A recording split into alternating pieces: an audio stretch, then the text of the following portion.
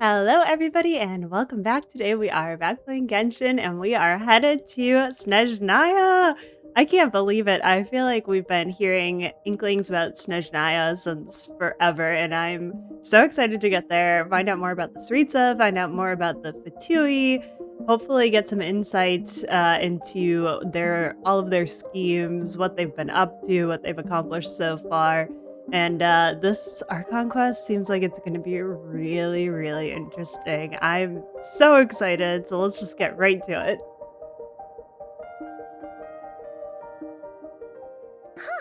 The day's finally come! We're off to meet the Tsaritsa of Snezhnaya! What is she planning? And why does she need the gnosies? Soon, we'll have our answers! Guess this'll be the end of your journey that your brother mentioned. What is he expecting you to find there? Snezhnaya still feels like a long way away. Hopefully, there'll be plenty of time to relax, eat some good food, and have fun before we arrive. But whenever Paimon gets thinking about how our destination is right around the corner, all these questions come flooding into Paimon's head. It makes her so nervous. It's sure been a long time coming. Yeah. Anyway, enough about all that. We can't start the final leg of our journey with that kind of mindset. Just think. We've fought dragons and sea monsters, defeated creations of the gods, faced prophecies of doom and the threat of the abyss. Heck, we've even been to the moon! With all that experience under our belts, how could we be any more prepared? Great point. Thanks for the pep talk. Sure thing! Now, stick close to Paimon, the best guide you could ever ask for, and let's charge straight for the finish line! Off we go! What about me? Do I get a call out? Whoa!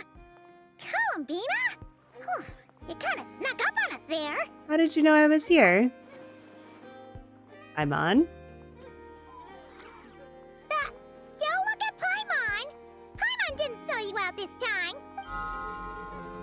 Oh, so it was you! Alright, guess there's no hiding it now.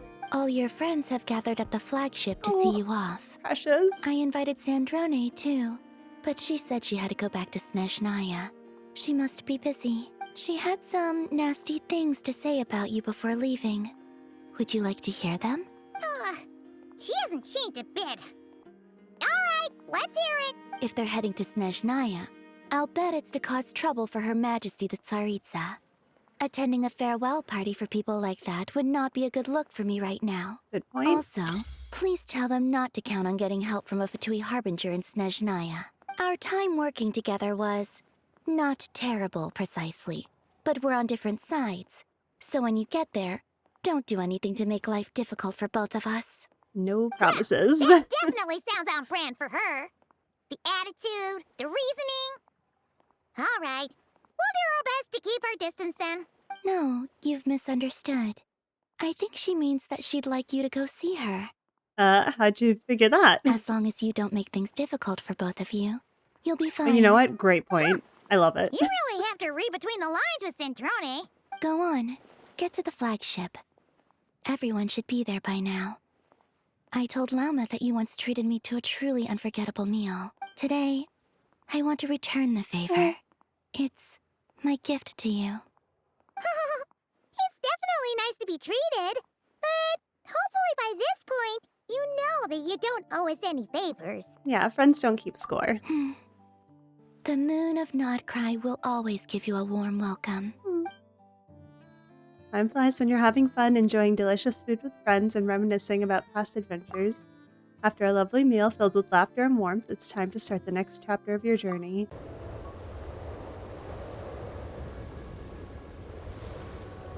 Wow! Oh, so snowy. Right as far as the eye can see. It's so pretty. Come on, give up.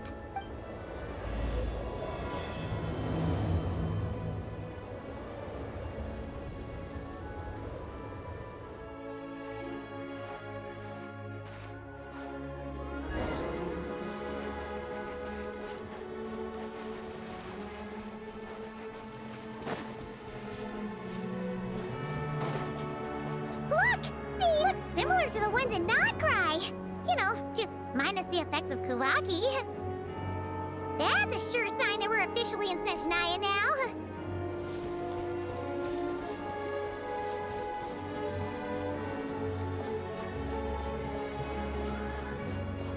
There's gotta be a treasure chest around here somewhere. No adventure is complete without a chest or two. Ah!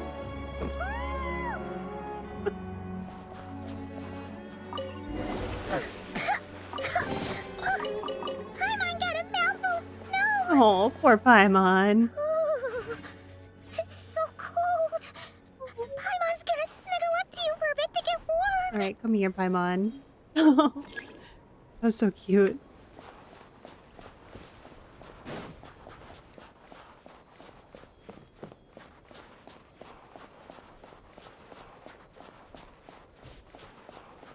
Oh my gosh, those bears are Those are huge.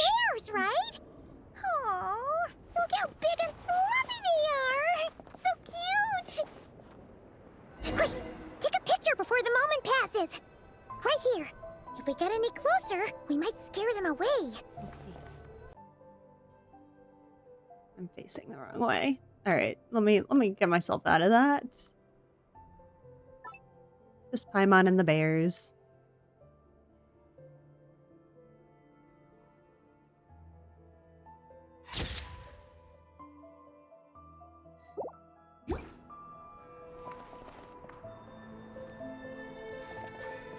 Is that not what you wanted, Paimon? Oh. There we go. All right. Paimon and the bears. Oh, so cute. That was better than my first one. Your camera skills are these days. Oh, wait a sec. Paimon sees something. What'd you Come on, see? quick. It looks like a train carriage. Spooky.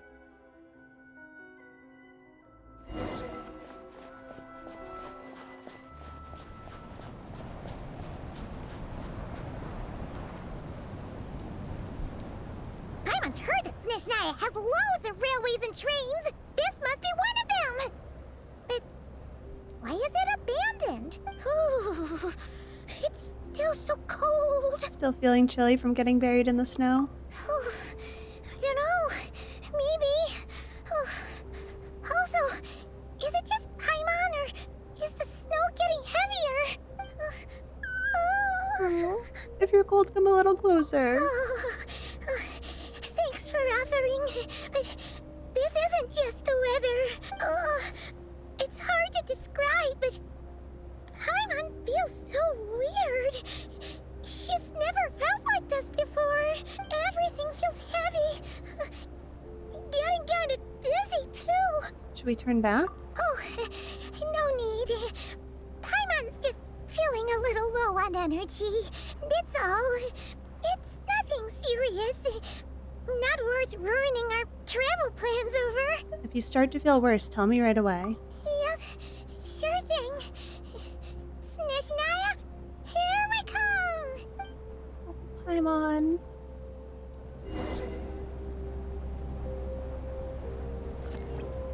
Oh, not the cold meter.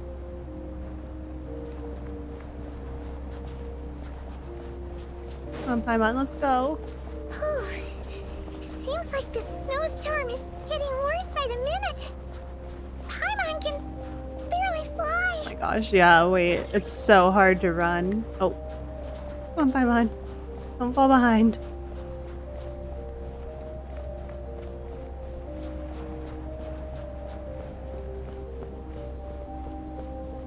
Oh my gosh, I'm getting pushed by the wind. This is crazy.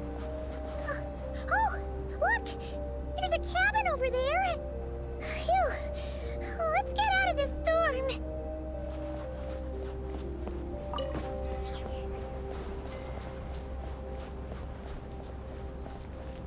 Come on, Paimon.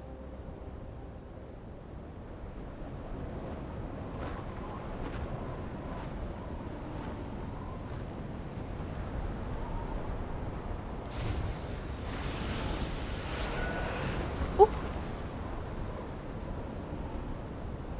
Oh dear. What is this place? Paimon. I need to find her. Fast. Paimon, where are you? Paimon? Paimon!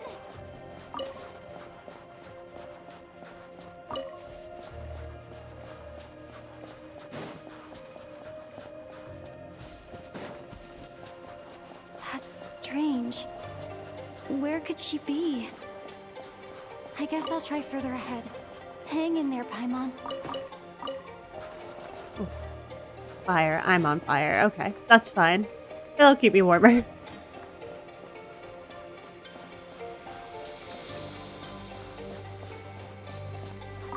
Is that a train carriage?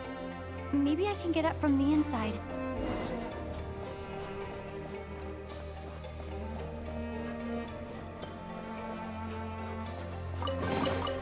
I'll keep this close. Oh my gosh, I keep catching myself on fire.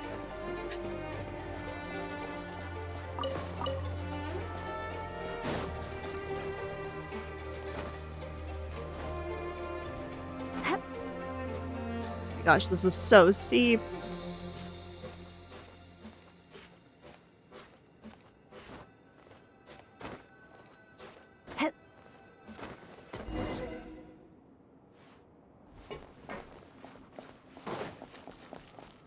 It says here, Krasnik's torch, civilian model. Ah, it's definitely getting a little warmer now it's turned on. I really hope Paimon's okay.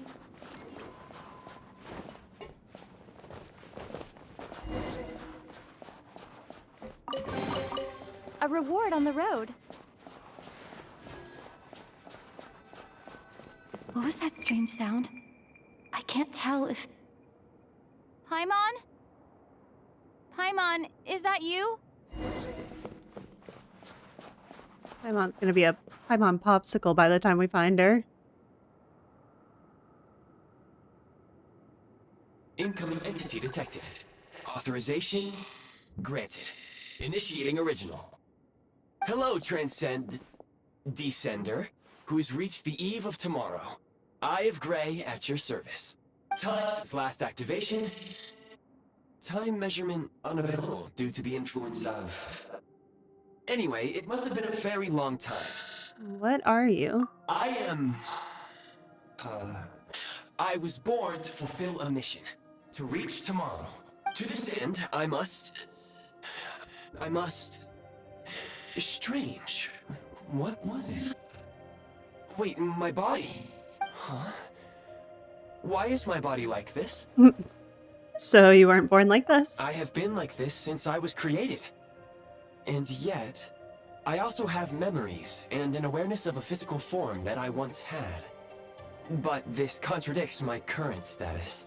Anyway, Weird. I was created so that humanity could reach tomorrow. But I am unable to load further details at this moment. Alright. Nevertheless, serving humanity remains my primary objective. I have detected a drop in your surface body temperature. You cannot remain active in this state for much longer. In accordance with my preset programming, upon reactivation, I must ask the one who awakened me the following question. Will you accept me, Transcender? I will assist you, protect you, and fulfill my mission until we reach tomorrow. Sure, I'll accept you. Totally not, like, weird and suspicious, but it's fine.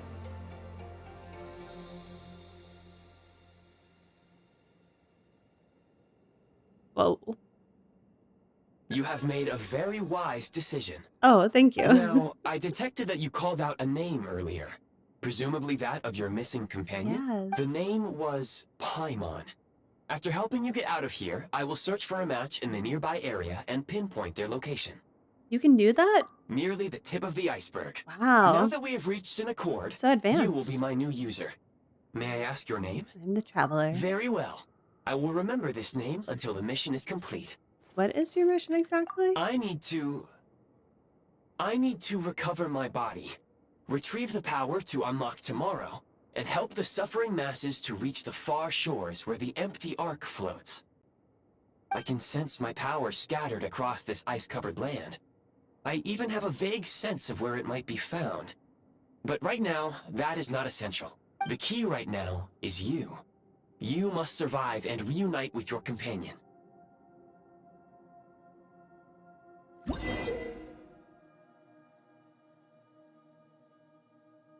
You may now execute the command, Demolish.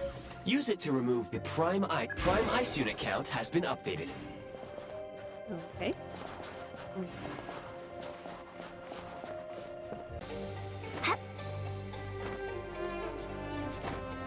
Oh my gosh. Oh my gosh. What is happening?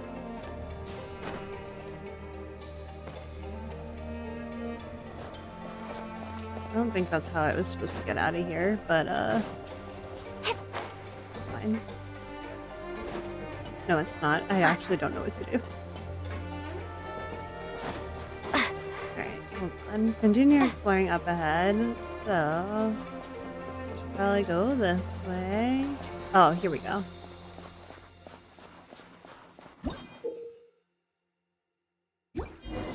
You may now execute the command, Build. Use it to create a Prime Ice construct to prop up the door. Mm-hmm.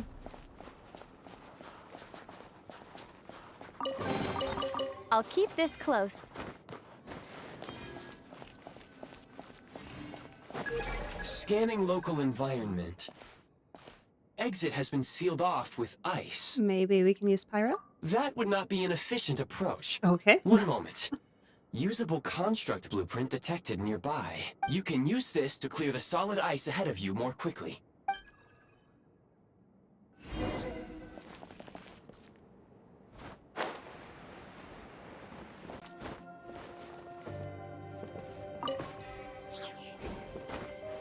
There we go. Parkour.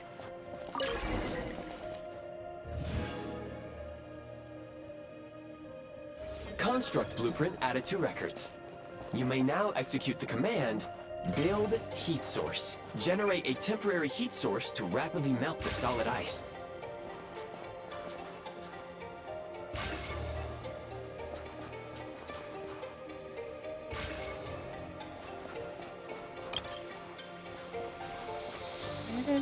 Where did you want me to build this? Because I just cleared out the ice. Maybe like right here?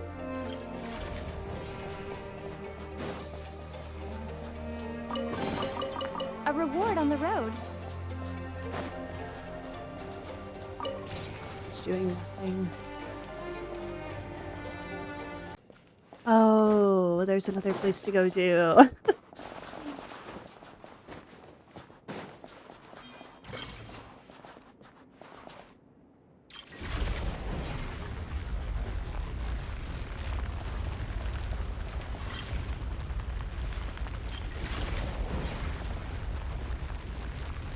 Alright, I'm getting the hang of this, I think.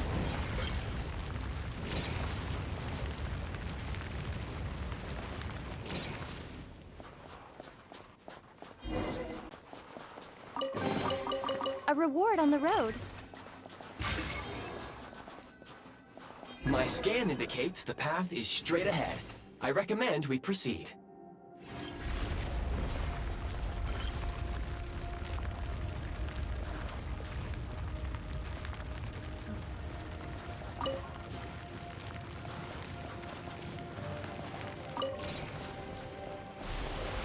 Oh, okay, I see. So I can just take this with me, and I can be the heat source. Oh, that ice looks crazy.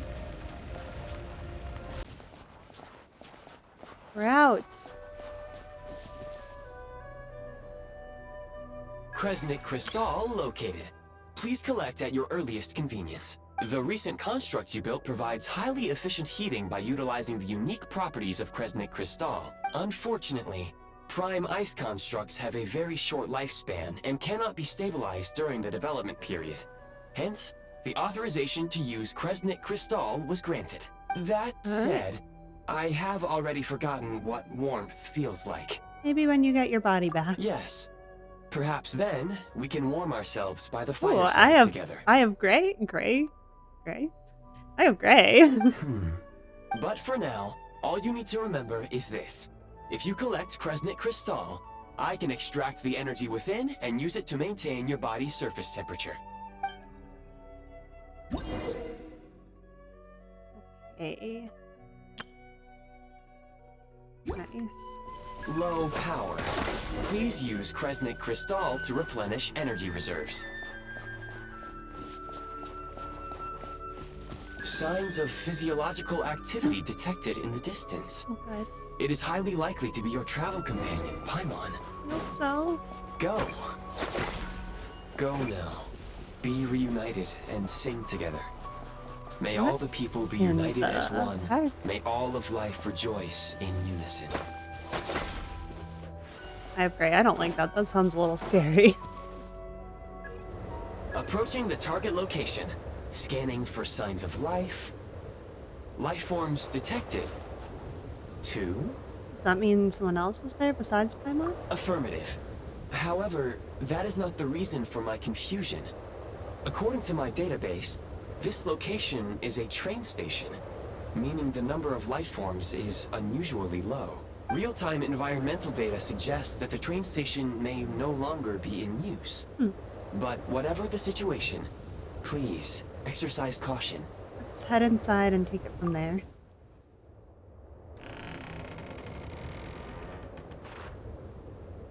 This does not look in use. Paimon! Paimon!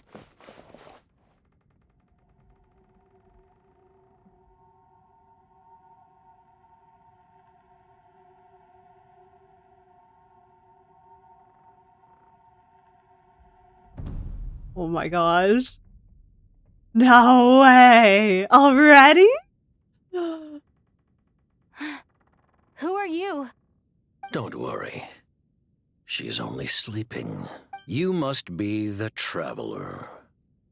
She called your name repeatedly while attempting to battle her way through the blizzard. Newcomers to Snezhnaya struggle to adapt to the sheer cold at the best of times.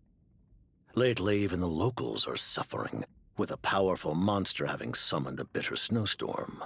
You two must be very important to one another. You should take more care not to get separated. Your eyes. Are you Conrian? There are indeed some Conrians left in this world who survived the cataclysm. But I doubt that is news to you. It would be unwise to interrogate my identity here. Focus your attention on your travel companion instead. We will meet again very soon. Oh, he's so cool. The unidentified subject has now left the area. He appears to be an individual of great significance, but my search has yielded no relevant data. I will try searching the database again. I have a rough idea. Against the odds, your companion is safe and sound. The other person even left a blanket for her. I'll boil some water.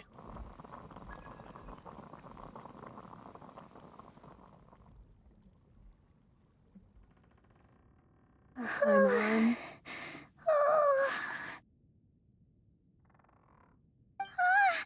Traveler! Oh, thank goodness you're okay. Paimon was so worried. She looked everywhere for you. It's okay. Take it easy. Are you feeling all right? Pretty much the same as when we first got to Snezhnaya. Paimon must have caught a cold. She was feeling so faint. She just couldn't keep going any longer. So she had to lie down and sleep it off. Wait, where did the jester go? The jester? That was the jester? Yep, the director of the Fatui. The jester Piero. So, you met him? We spoke briefly, but he didn't reveal his identity. The jester must know everything about the Tsaritsa's plans. But there's no way he'd tell me just like that. We might well have ended up clashing. Well, he was right about one thing. Right now, The most important thing for me is to take care of Paimon while she's unwell. He had no intention of explaining his motives, and he left in something of a hurry. Who is that? Oh, I found this in a nice It game. looks like So casual. half a pair of goggles. How amazing!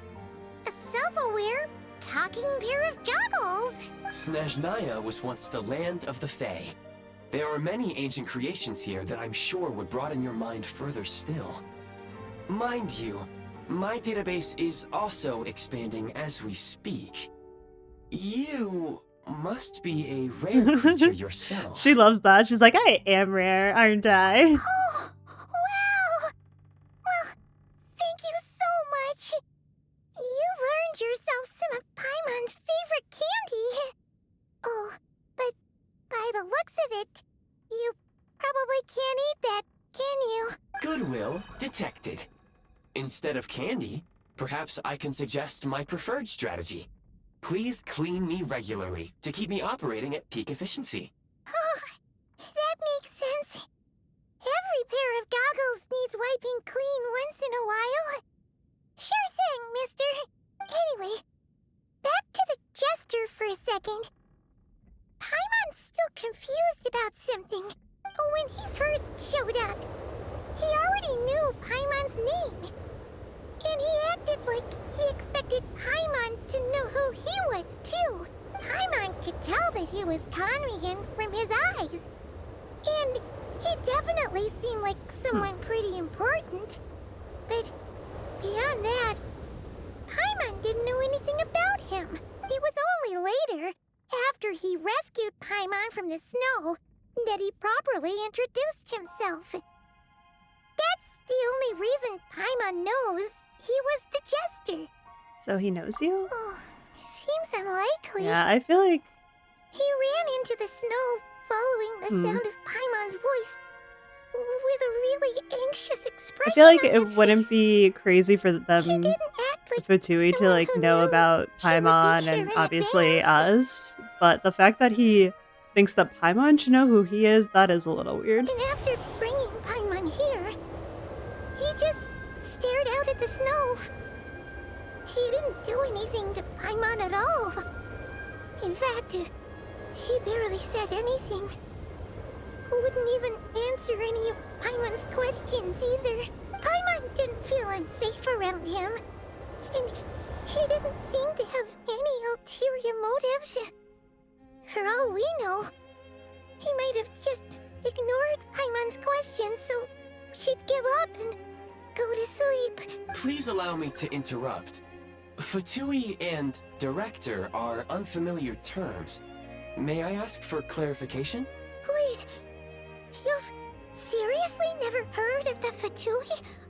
Oh, they're like the Tsaritsa's inner circle. Really powerful people.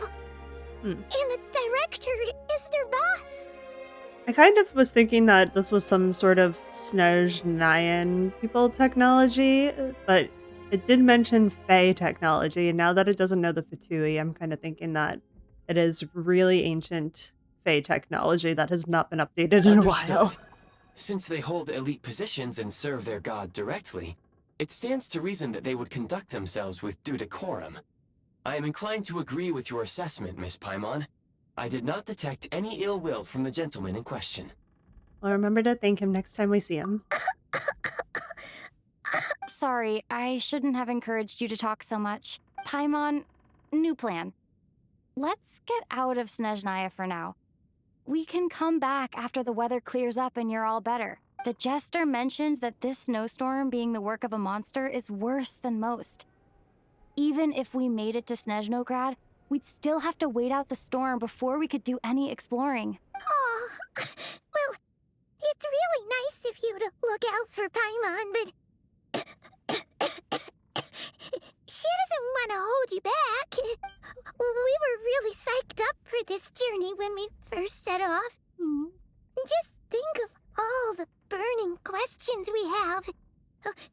If we turn back now, who knows how long it'll take before we finally get answers. Further information is required regarding the monster situation. But objectively speaking, there is another, more pressing issue at hand. Oh, At this point, we have traveled a significant distance into the blizzard. Were we to Great. turn back now, the road would be extremely treacherous, especially since we would need to travel on foot. If, however, we continue onward, there may be a better solution. Do you remember what I said as we neared this location? I told you that this is a train station. While it has evidently fallen into disuse for unknown reasons, the tracks remain intact. We can break through the blizzard and forge ahead by driving a train. That is the Snezhnayan way. There is a small town up ahead, which would be the perfect place for Miss Paimon to rest and recover. Paimon thinks Goggles here makes a great point. Let's do that! Are you sure you're up to this? I don't want you to push yourself. Oh, come on. Don't worry. Think of all the traveling we've done so far. When has Paimon ever gotten sick before? Practically never. 'Cause she's in great shape. Sure, she's a little tired right now, but it's sure to clear up on its own. All right, we'll stay the night in the town, then take it from there. Affirmative. Should you ever need my assistance during your future adventures, please call for the Eye of Grey whenever you wish. Otherwise, I will remain silent to avoid causing any unnecessary distraction. Now, please follow me to the train tracks. Oh?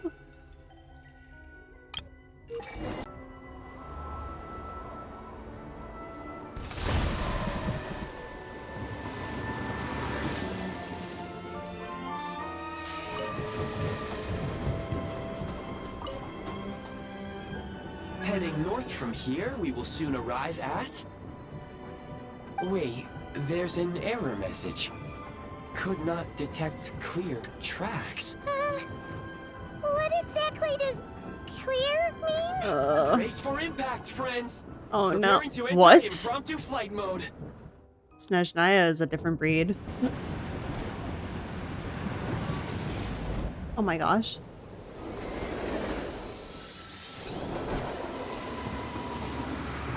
Oh. I have had enough falling off of bridges for one day, I think.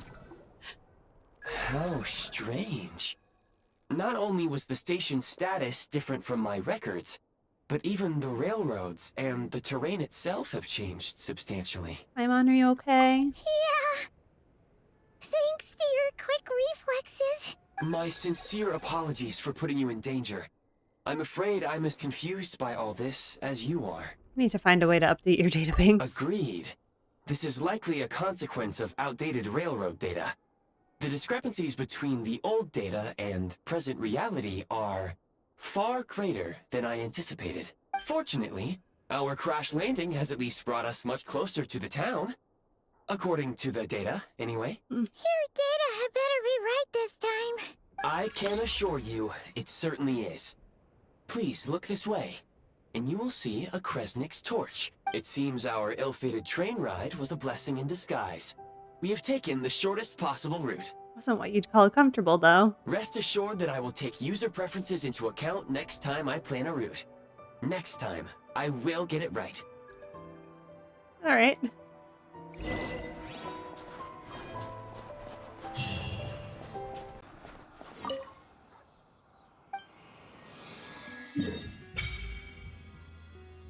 Gosh, it's so snowy here. This is crazy. I'm so excited to explore. I can't wait.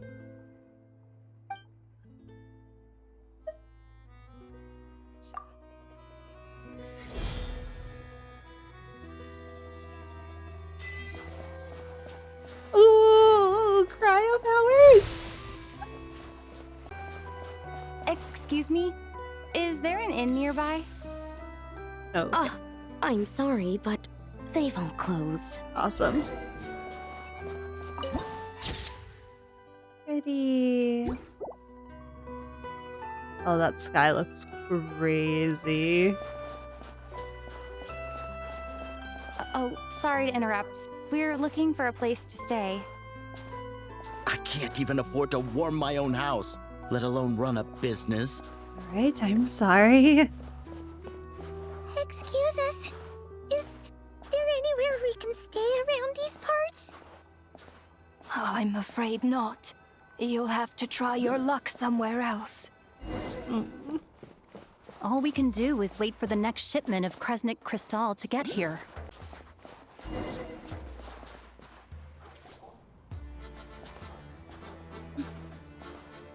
Hi there. Do you know if there are any inns still taking guests in this town? Doubt it. They're probably all closed. No one has enough Kresnik Crystal to heat their own homes, let alone a business. Oh, what a bummer. I clocked you a while back. You adventurers or something?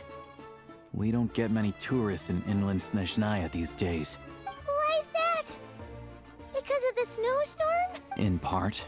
But the bigger reason's Project Snezhnaya. Since it's Her Majesty's will, we have to put up with it whether we like it or not. I don't really know what Project Snezhnaya is. Oh, sorry. I assumed it was common knowledge by now. Basically, the Tsaritsa is planning something big. Something that requires an enormous amount of energy. Even if they used all the surplus Kresnik Crystal in Snezhnaya, it still wouldn't be enough to meet demand. So, the Vetcha passed a resolution requiring all factories and households to reduce their energy consumption. The policy has thus been charmingly horrible. named Project Snezhnaya, meaning bitter cold. Bitter cold? So, like, it's gonna be a cold winter, folks? You're all gonna have to find a way to get through it? That kind of idea? Pretty much. When you're broke, you scrimp and save. When it's cold, you huddle together for warmth. There's always a way to stretch things out to make ends meet. Trouble is, if you stretch someone out like an elastic band for too long, who knows if they can ever bounce back. You know what? Come with me and see for yourself.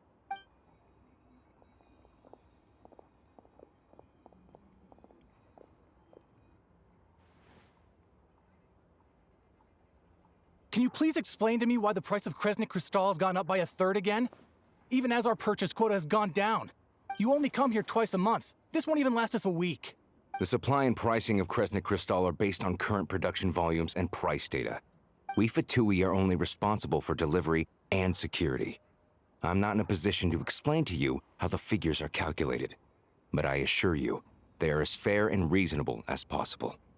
Oh, so our lives mean nothing to you? How can you expect anyone to survive a single night in this weather without heating? Since you insist on making me repeat myself every single visit, I will remind you again.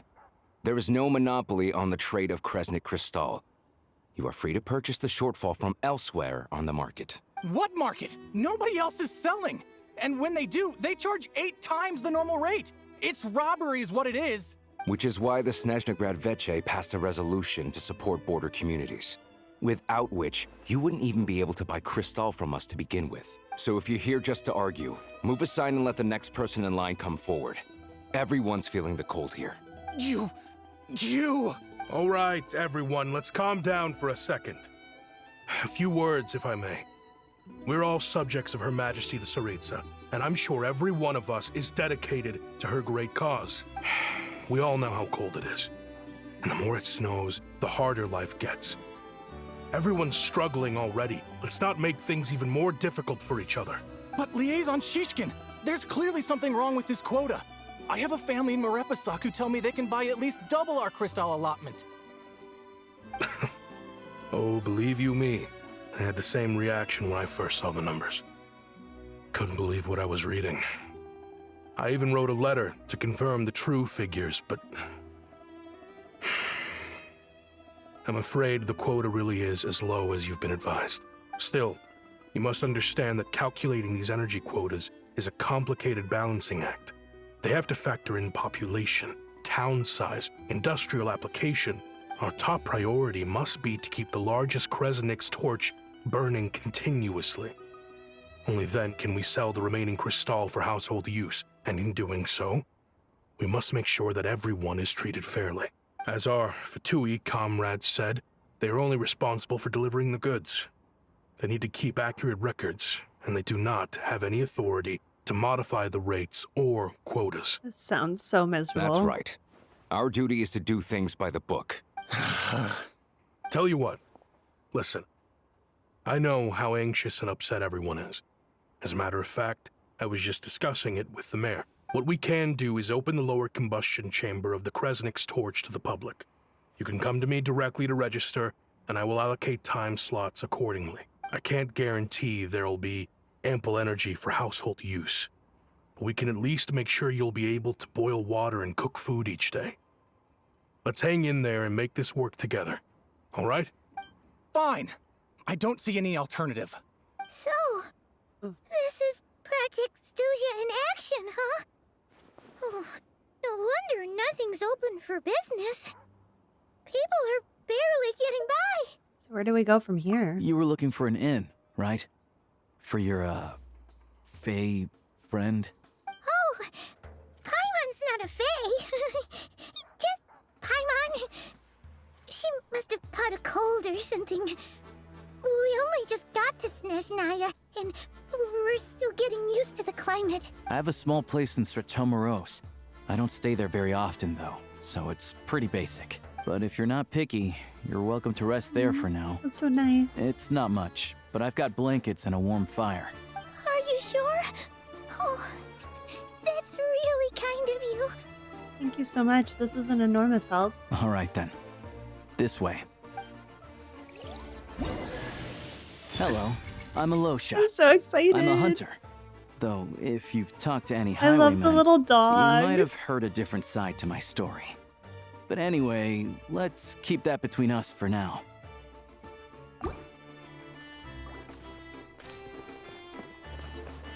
Is there a cryoculi around here?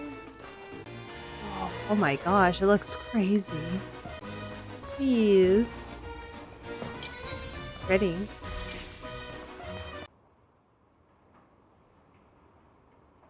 Oh, so cozy and warm. Paimon's getting nice and toasty. Oh, wait. Paimon only introduced herself so far, didn't she? This is Paimon's best friend, the Traveler. Good to meet you. I'm Alosha. Most travelers find the Snezhnayan climate to be a shock to the system at first. But as long as you keep yourself warm, you should be fine. Still, you should keep an eye on your condition. When people are too quick to dismiss a cold, it can easily end up turning into something more serious. Don't say that. Paimon's too young for chronic health issues. Is there a doctor in the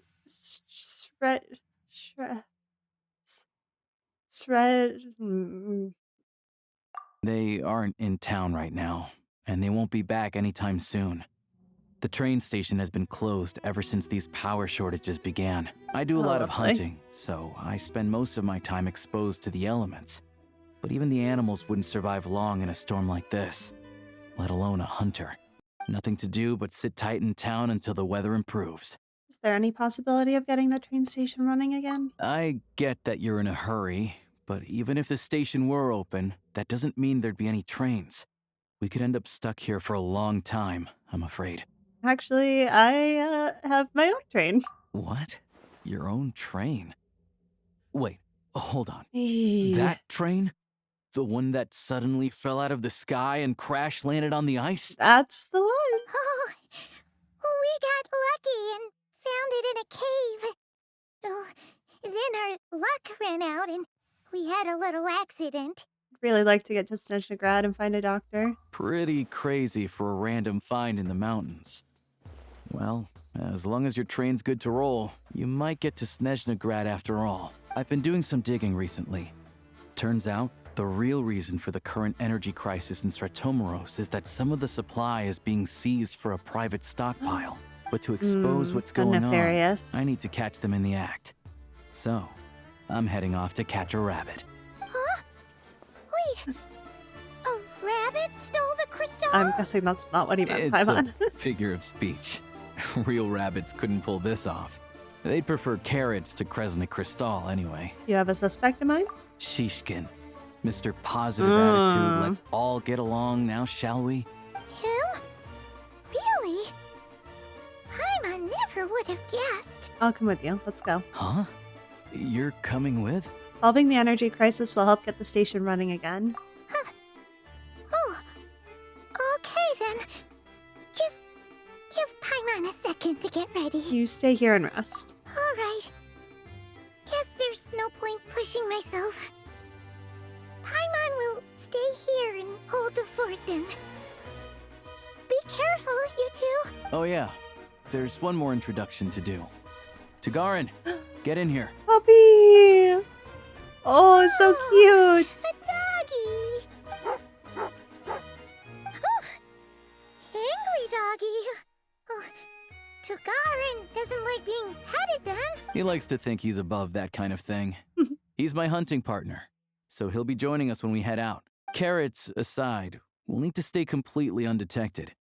We can't risk spooking our rabbit, or there's no telling which burrow he'll scurry back into. First, we need to find a way into the train station and see if we can find any real freight data.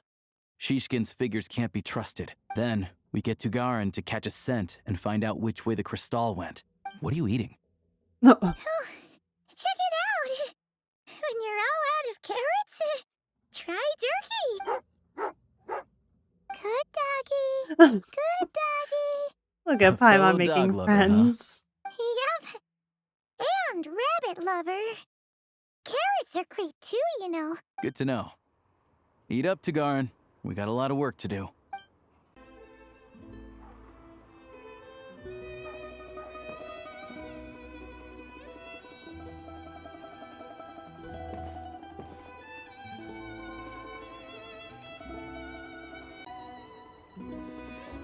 Oh.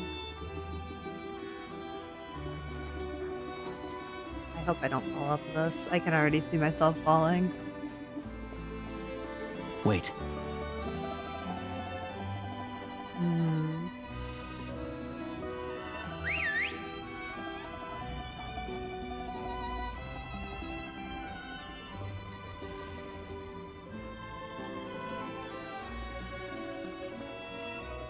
Yeah, that's right. Go get the dog.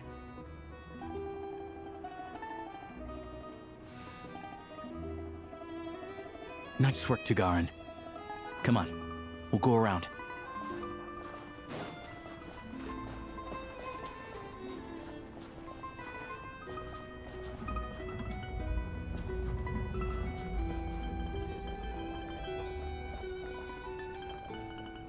Oh, okay, we're crouching. That ice looks crazy out there.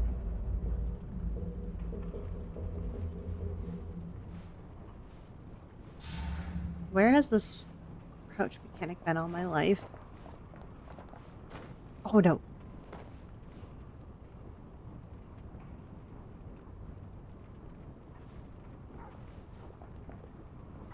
Yeah, you just push me where we need to go.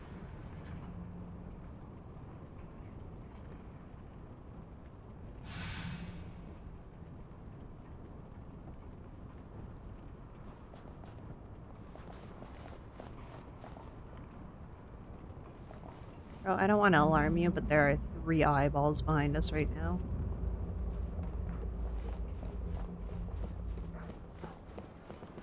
This way.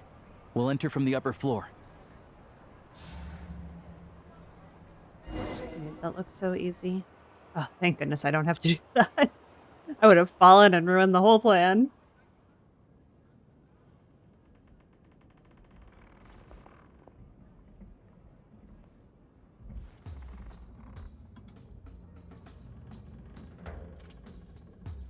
There we go.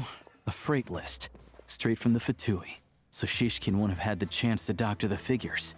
Looks as new as the day it was printed. I guess no one bothers reading these unless they have ulterior motives. If they did, there'd be no loophole for him to exploit. Yeah, this is all we need. Come on, let's get out of here. Then go track down the crystal. How do we do that? Tugarin's a keen hunter, and catching rabbits is his specialty.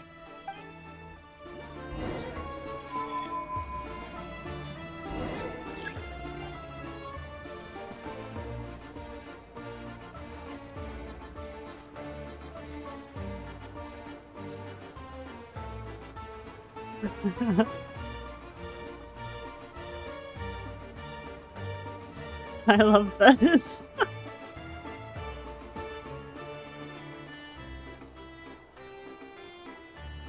Good dog.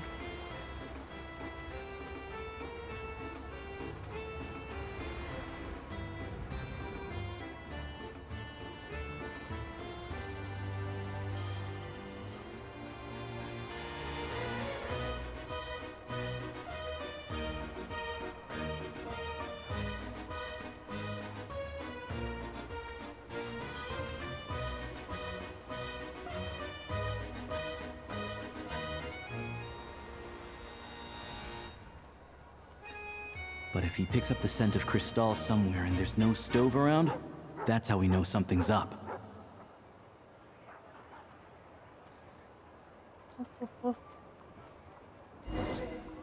Good job, buddy.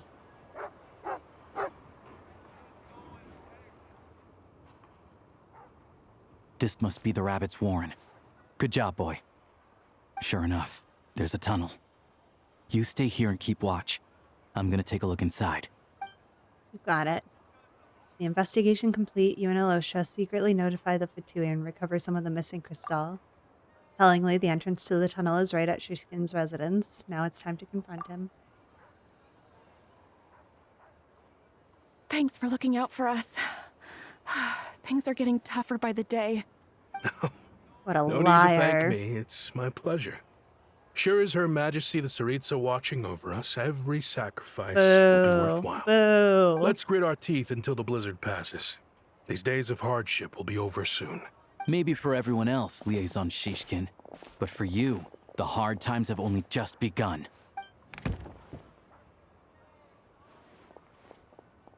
This is amazing. Who are you? What's the matter?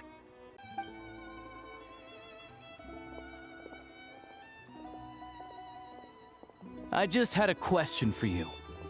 Why, when times are as tough as this, would someone hoard more Kresnik Crystal than they could ever use? All the crates here are from the most recent shipment, but they weren't brought here for sale.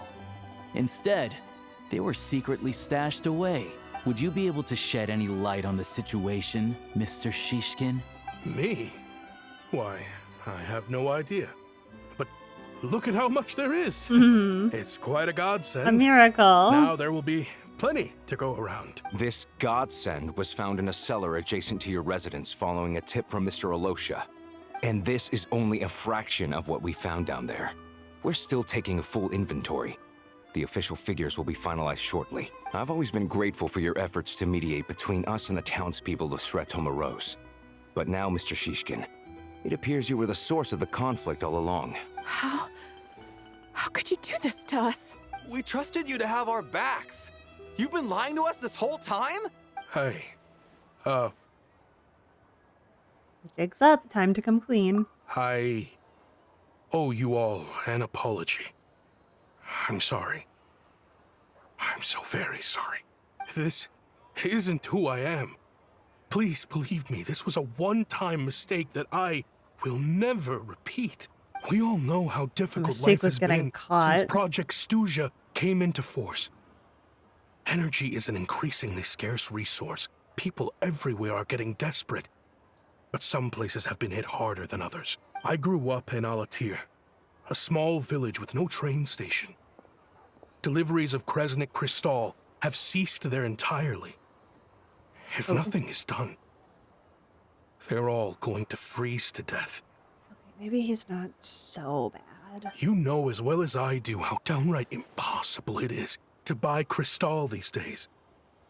The thought of my poor mother and father, with no one to help them. Oh, I felt so afraid. I watched as energy grew scarcer by the week, all the while knowing that their lives were at risk. Then one day, I looked at the Crystal shipment in front of me, and a terrible, selfish thought entered my mind. I feel a little bad for being so harsh on him now. Ugh. Looks like I'm just not cut out to be a criminal. I'm so sorry. Once the Fatui have finished their count, you'll see that the numbers match their waybill.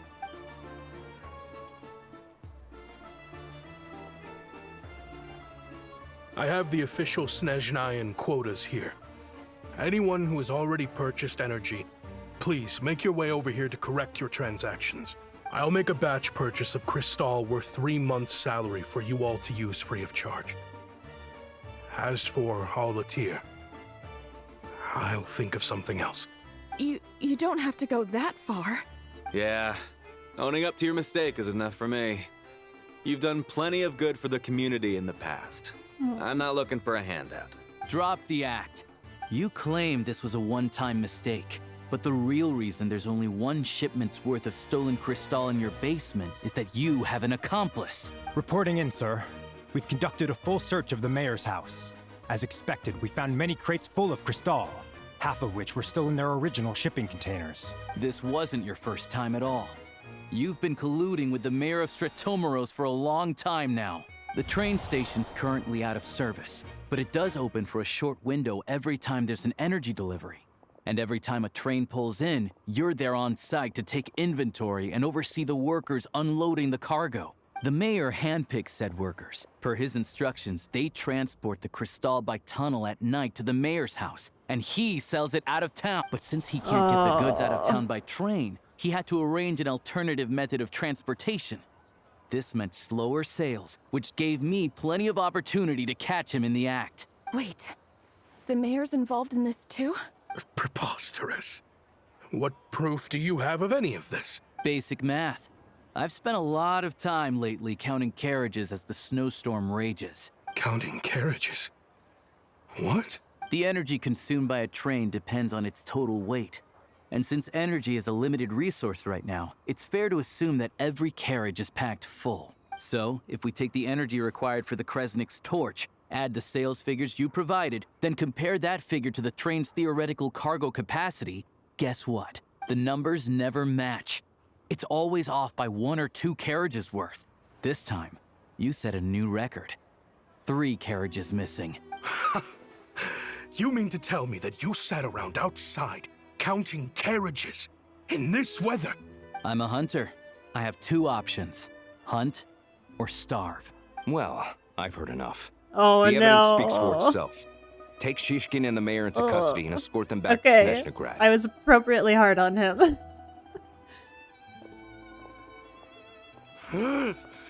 You cocky little brat, ruining my business. Just you wait. If it weren't for you meddling kids.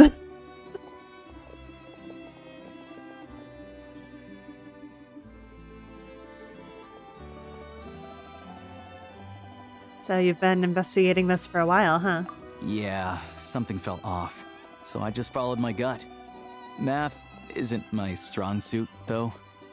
I'm lucky my dad made me learn enough to get by, but all this number crunching was a million times harder than the aim and fire work I'm used to. Thank you for your assistance. You're a brave lad. Shishkin was quite the cunning criminal, as I'm sure you can tell. He did all of this right under our noses, and we never suspected a thing. A wolf in sheep's clothing. He had everyone fooled. Even with that sob story he fed us.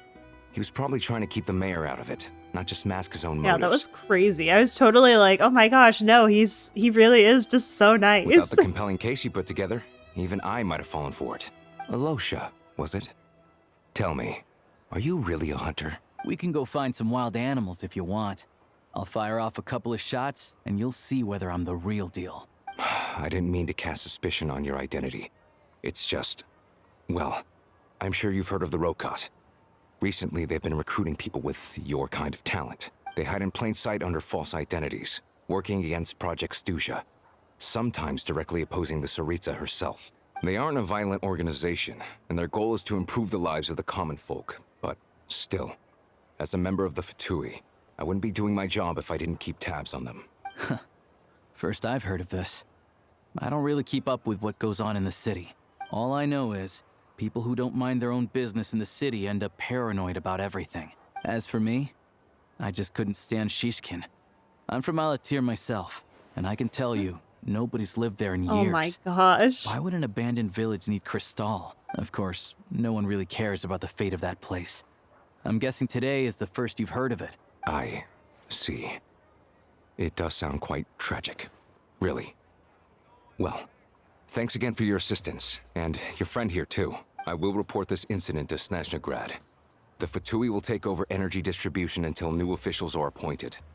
We'll also ensure that the train station resumes normal service as soon as possible. Excellent. Looks like it's my turn to brush up on math now. I never liked it as a kid either.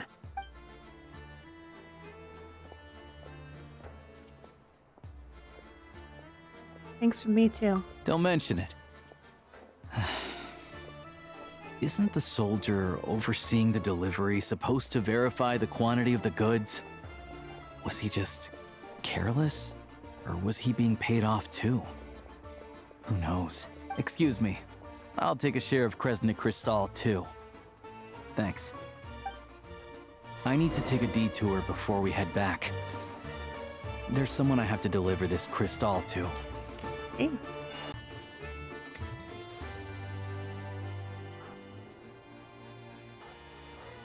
Hang tight for a moment. This old lady, she doesn't really know who's who anymore.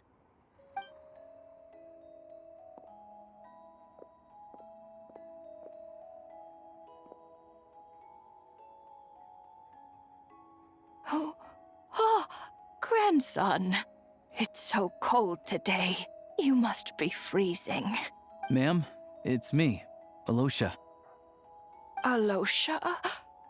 Alosha who? You know me.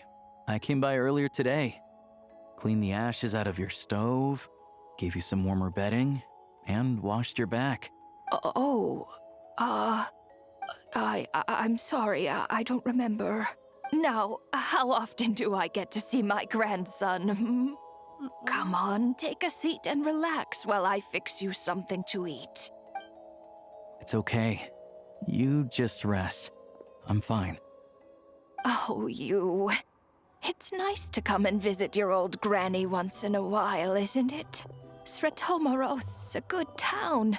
All sorts of things to do and people to meet. And the local officials are good to us. Well. Sit down. Come on, take a seat. I still have some fruit left. Let me get it for you. Please, don't get up on my account. You need to rest. Where's the fruit? Right under the basket by the door. Or maybe it was on the bedside cabinet.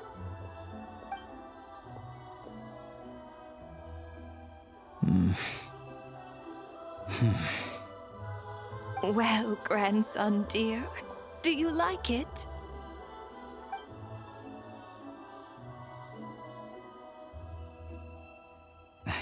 Very much, ma'am. It's delicious. Good, good. Wonderful. You don't need to save any more for me next time, all right? Fresh fruit is hard to come by at the moment. Sweet. You should eat it as soon as you get it. Oh, I don't need it. I'm fine. But if you like it, come back for some more soon.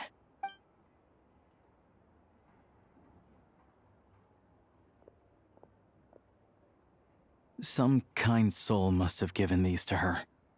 But she always saves the nicer things for special occasions. How do you know her? I met her at the market back before her health began declining. She was a lovely old lady. We're from the same hometown. Not many people have heard of Alatir. And if they have, it's usually for all the wrong reasons. There's a gang of highwaymen that came from there. Oh no. Now that it's an abandoned village, it's rare to find anyone who shares fond memories of our hometown. So after we got talking and realized we were from the same place, we decided to keep in touch by letter. I first learned of Sretomoros' energy supply problems from a passing comment in one of her letters.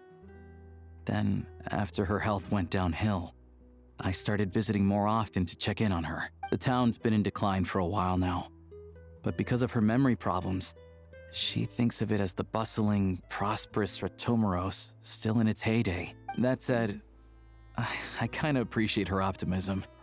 There's not much of it going around in this world of ice and snow. Sorry, maybe I shouldn't have asked. It's fine. Everyone grows old. In Snezhnaya, some people believe that in your final moments, you'll sense a familiar presence by your side. You turn to look at them, but their face is blurry. So you focus hard, trying to make out who it is. And when you finally see their face, the Grim Reaper reaches out and takes your life. Oh, that is so dark. She still calls me grandson, though. Oh. So at least I'm not a blurry face in her world just yet. Come on, let's get back and see how Paimon's doing. Oh my gosh, I thought that was gonna be something like sweet and cute, and it's like, that's time to die. Paimon, we're back. Are you feeling any better? Yep. Paimon's not cold anymore, but she's still a little dizzy. Flying probably isn't a good idea right now. Paimon might lose her balance. But Paimon's sure she'll be fine. It's probably just from getting hit on the head by that pile of snow when we first arrived in Snezhnaya. The Paimon Her concussion. complexion's looking much better. Let's keep an eye on her. Still think we should see a doctor when we get the chance. Sure, but enough about that. How did everything go You're on not your end? supposed to be Are you flying, all set? Paimon. Did you have any trouble? I'll explain. It's a bit of a long story.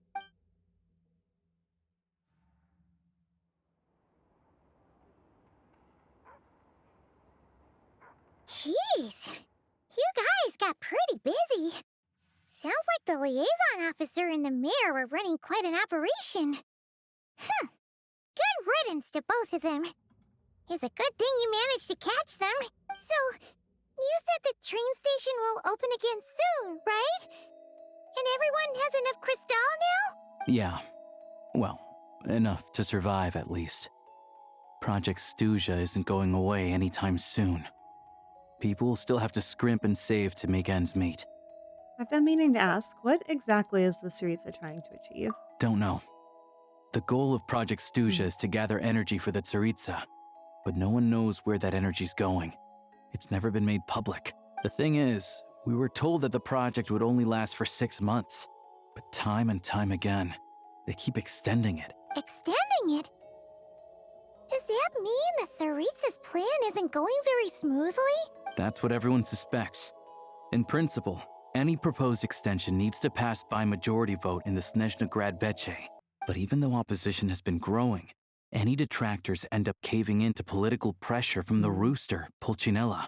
He's the chair of the Snezhnaya Veche and a key figure in the voting process. He has the backing of many powerful and influential people. Sounds like par for the course for the Fatui. How come the Fatui are picking on ordinary people even here in Snezhnaya? I don't see it like that. Fundamentally, the Fatui will always think and act in the Tsaritsa's interests, but that doesn't mean they don't care about the plight of the common folk. The only reason Sratomiro still receives crystal shipments is because of a relief proposal put forward by the rooster himself. Then there's the Fatui soldiers providing support in every corner of the nation. Even the Northland Bank provided some mora for disaster relief, and they're as conservative and indifferent as they come. It's just that the rich and powerful in their fancy palaces live in a completely different world from us. There's always going to be some conflict when those worlds collide. I'm reminded of something that Fatui officer mentioned, the Rokot. Yeah, well, even though we all believe in Her Majesty the Tsaritsa, there are still many differences of opinion on how best to tackle the big issues of the day. Regular folk don't have an easy way of getting their voices heard in Snezhnaya, while the rich and powerful are either unwilling or afraid to speak out for all sorts of complicated reasons. The Rokot provides the disaffected with false identities and an outlet to vent their frustrations. Of course, an organization like that exists in a gray area. The moment the Veche think they've crossed a line, there's sure to be a crackdown. But so far, they've been doing their best to help the common folk. They sound a lot like you. Like us, don't you mean? That's You didn't true. hesitate to join in. You're not new to this. That's because we're adventurers. It's our job to help people out with commissions and get to the bottom of things. It's less about the money and more about the adventure itself. Sounds like we're going to get along. So, what's your business in Snezhnaya? Aside from taking your friend to see a doctor, of course. I want to meet the Tsaritsa. It's complicated. I've had run-ins with many of the Harbingers along the way, and I really need to know what the Tsaritsa is up to. Her ultimate goal, what the Gnosis mean in all of this. Since I've made it this far in my journey, I have to find the truth. Whatever it takes. Wait, so... No way. Are you who I think you are? Sounds like you've heard of us then. We're getting more famous by the day. I'm not planning to get there by force. I didn't realize I was in the company of giants. Honestly, we're all as curious as you are about what the Tsaritsa's planning, and why it has to involve us freezing to death in the snow. But getting in the same room as her won't be easy. The common folk aren't permitted to meet her at the best of times, and right now, she's probably not even in Snezhnagrad. Word is, she's heading east on a campaign to slay a monster. The one that's been summoning blizzards? Yeah, so you've heard of it. A wild, unpredictable monster with the power to summon snowstorms. It also absorbs everything around it into its body, so it's growing constantly. Now, it's so big that the Tsaritsa has deemed it the #1 threat. Luckily, as it grew, it became increasingly less mobile, so it doesn't pose an immediate threat to this town or to Snezhnagrad. I'm sure that Tsaritsa and her personal guard, the Druzhna, won't have any trouble defeating the creature between them. It's just a question of how long it'll take. Suffice to say, you won't be seeing her anytime soon. You'll have to wait until she gets back. That's fine. Getting Paimon treated is more urgent right now. Fair. Well, the Fatui will be taking over management of the train station for the time being. Things should be up and running by tomorrow. Once it's open, we can see about getting your train towed to the station. Whoa! That's gotta take a lot of manpower. Are you sure we can talk them into it? The Fatui aren't exactly spotless in this whole mess. Plus, we helped them out. Should be easy enough to negotiate. I'm more concerned about what paperwork I need to drive the train. As far as I know, all the paperwork is dealt with upon manufacture. I've never seen anyone check it, so I wouldn't worry. Having a train makes everything much easier. We'll reach Snezhnagrad in no time. I need to head there myself anyway. Got some game to trade for Mora. I know a good doctor in the city. I'll introduce you when we get there. Oh, thanks so much. Let's get a good night's sleep ahead of our big trip tomorrow. Mm-hmm.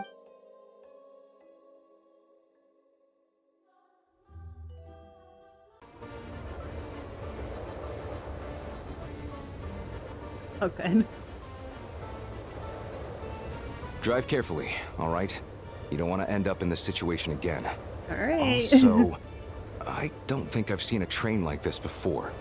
Is it a new model or something? Something like that. Not a fan of small talk, are you? Anyway, take this. Oh, it's an thank up-to-date goodness. map of the Snezhnayan rail network. All the track switching is automated, so as long as the train's moving, you don't need to worry about collisions or anything. We'll leave you to examine the train's conditions yourselves. Fingers crossed nothing's broken. I doubt Sratomaros has any engineers with experience working on this model. Shouldn't be a problem. Thanks for everything. All right then. Have a safe journey. And make sure to check everything's working before you set off.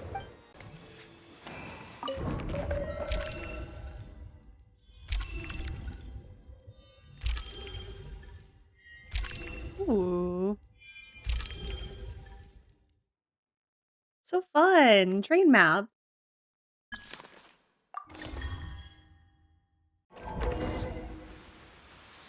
Alright. Looks like our destination settings have been applied. Let's give this thing a final once-over and then head out. Goggles, your time to shine. Over to you. Affirmative. Running vehicle diagnostics. What's this? Great question. Engine, green. Wheels, green. Frame, minor damage, but no impact on function. Diagnostics complete. All systems nominal. Neat! Huh. Paimon still can't get over the fact that you just found this tech lying around in a random cave. Yeah, I definitely lucked out there. I've lived in Snezhnaya my whole life, and I've never heard of an interactive, talking train autopilot. Strictly speaking, I wasn't designed purely to drive trains, though I doubt you have any interest in navigating the practically unreadable operator's manual yourself. All configurations are complete. Should you require any further assistance, please call for the Eye of Grey. Thanks. Oh, nope. Paimon's gonna find a warmer seat. Oh.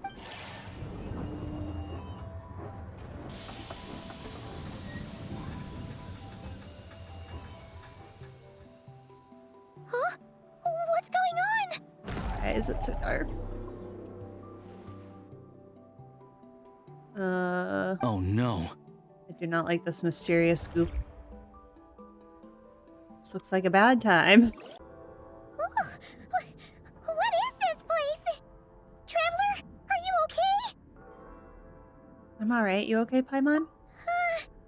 Paimon's still airborne, but it feels like swimming through thick, gloopy water. Ugh, it's horrible. Just our luck. Of all the things that could have gone wrong. Halosha, you're Snezhnayan, right? Any idea what the heck this place is? It's called the Shadow Realm. A place where no wind blows, no light shines, and no elemental energy flows. Even time itself doesn't exist here. It's a world where everything seems to come to a standstill. Wonderful. I've only seen it a few times before, and this is my first time inside. It's a dangerous place. Most people who get sucked into the Shadow Realm are never seen again, and the few who do make it back, they're never quite the same. Huh? Then what the heck do we do now? Oh, maybe Goggles knows something. Goggles? I don't see it anywhere. Great! Now we're done for! Hold it together. Let's not get ahead of ourselves. I heard a story once about the world of shadows. If it's true, there's a way to escape. We just need to find the exit. Come on, let's explore.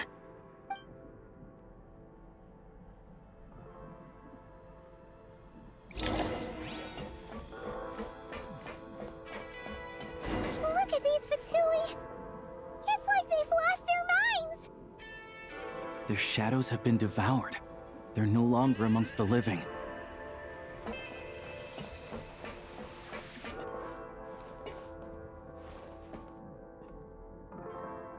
Why does he have a health bar?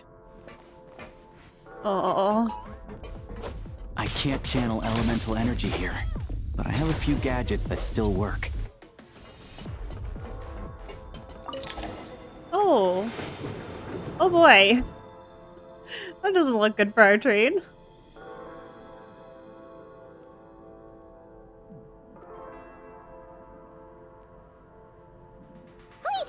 What's that blue thing? Is that... Goggles? Guess we'd better find a way over.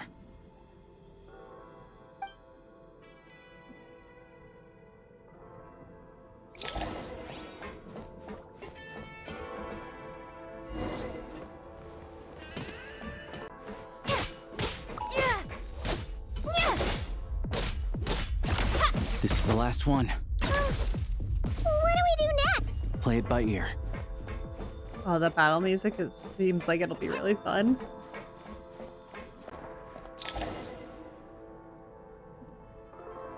Goggles!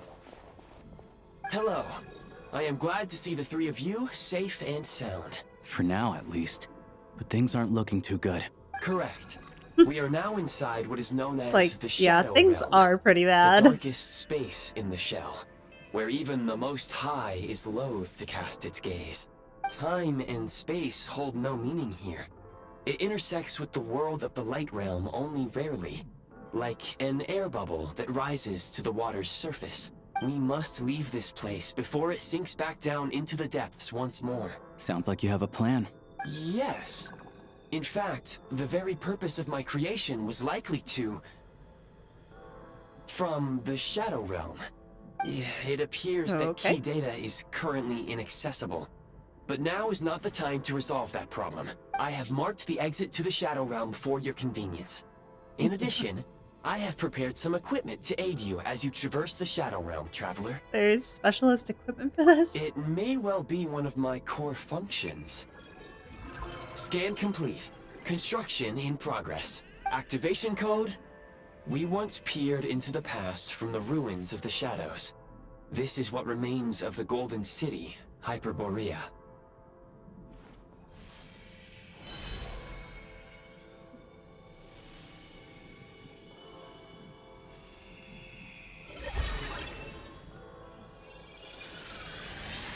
Ah, this traveler bit is so sick.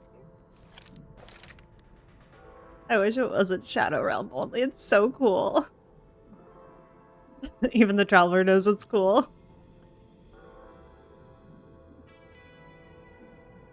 Whoa! Now go.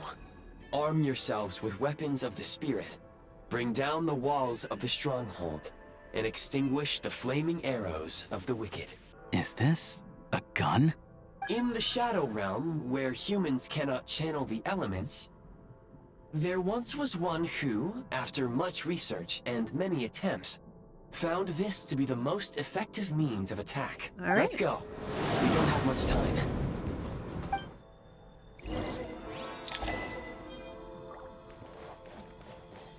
Gosh, this is crazy.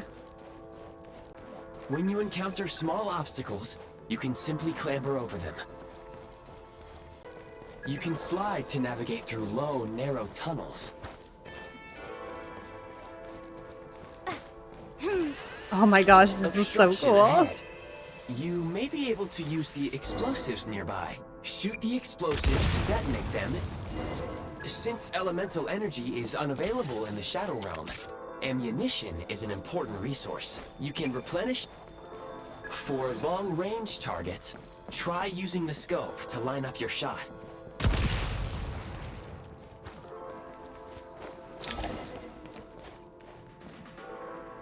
Many hostile units approaching. I suggest a new strategy. Take cover and pick them off one by one.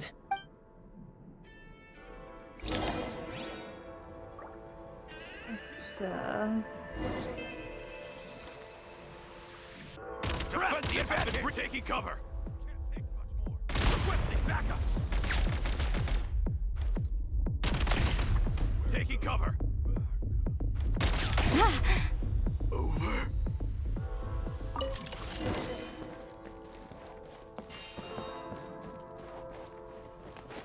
There's a bunch of guys in there. More enemies detected. Try attacking with the newly unlocked assault function.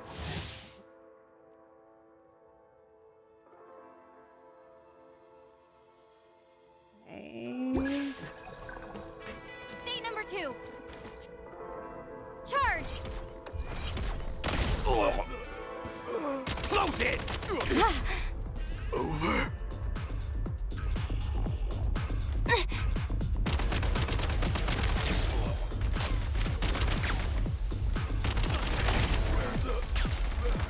Switch mode! Light him up!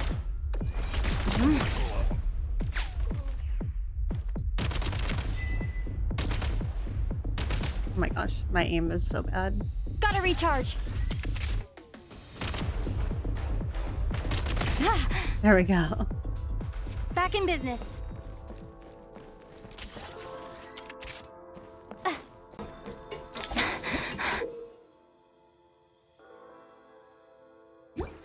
Aim at the freeze mark and pull the trigger to move using the Whoa. rope. That's crazy.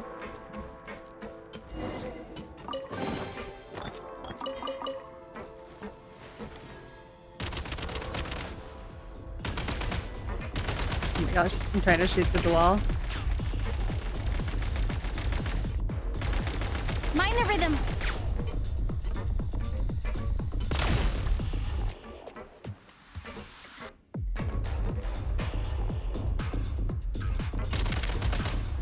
Some supply points can restore a small amount of stamina. Press on. Nope, like this. There we go. Ah, Back in business. get down. Get down, traveler. Gotta recharge. Charge! Can't take much more. Fall back.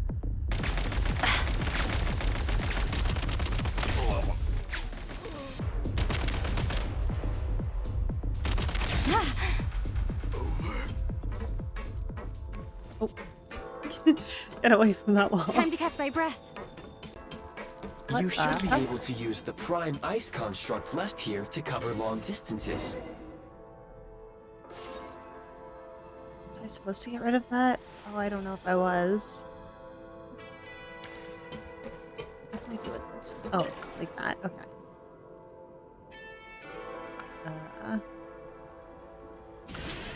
Oh, okay.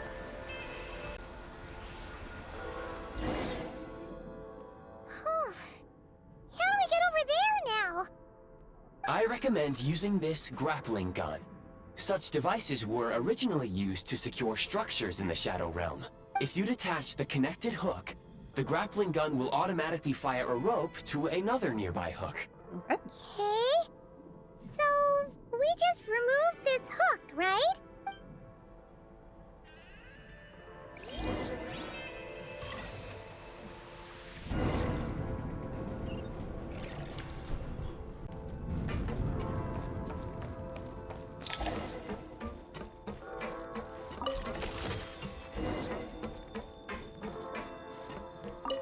Keep pressing circle to pick up stuff instead of square. Nice.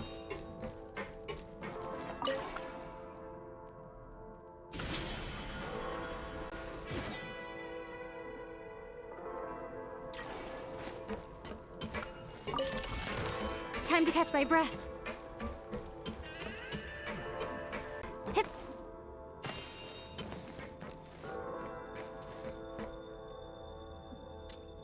Charge.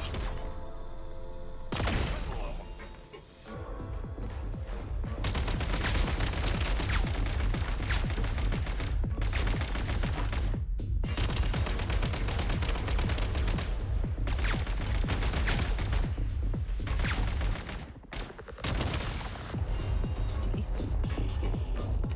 Oh, you're still alive.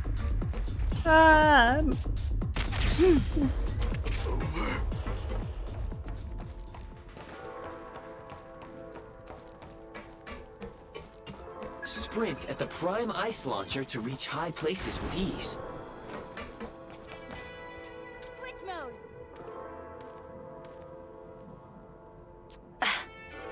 Mind the rhythm.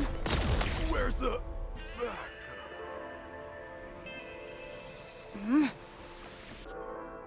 I know you're over there. I saw you.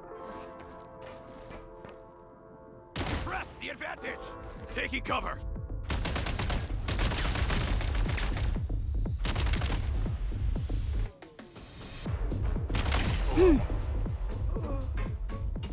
Usable munitions detected.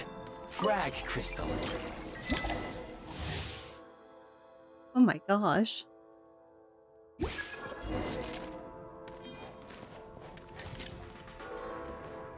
Demolition time. Request taking cover! Oh!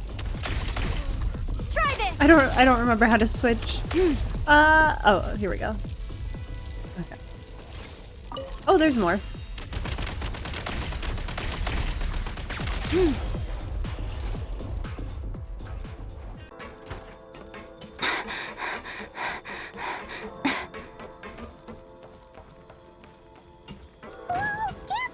Shift your center of gravity and slide down. I do like the sliding. This is very fun. Oh, where are we going? Ooh! That was scary. Now what? Oh.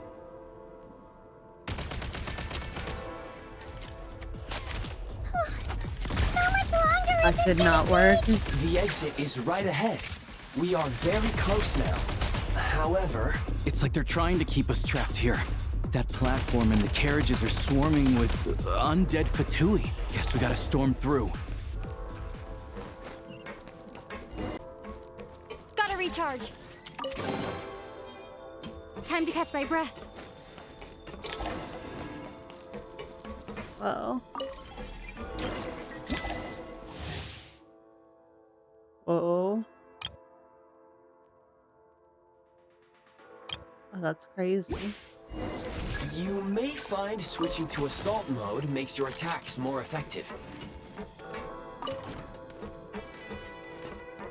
Have been breached.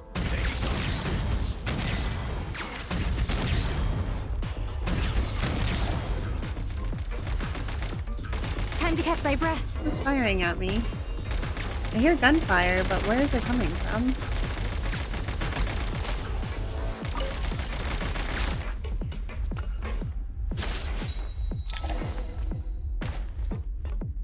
Hello? Oh, hello. Oh. Need a refill. I just disappeared into nothingness. Alright, well.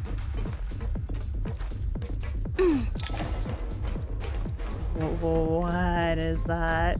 Oh my gosh.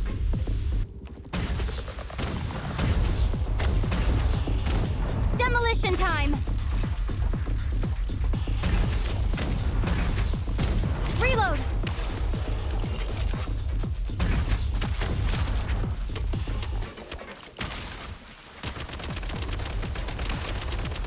Come on! We're almost there! Oh. Oh, stop sneaking. We made it. Don't sneak anymore. Why is everything shaking so much? Looks like the Shadow Realm is about to sink back down into the depths. The exit is right here. You mean this weird bubble thing? Wait, how exactly do we? No time to think. We just gotta go for it.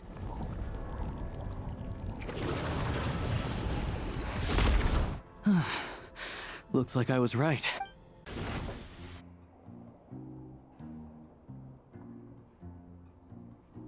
I can't believe the Shadow Realm manifested right on the railroad tracks. It's almost unheard of. Lucky we made it out. All thanks to you and that awesome gun. While we were in there, you mentioned Hyperborea. Ah, so you have heard of the Golden City before?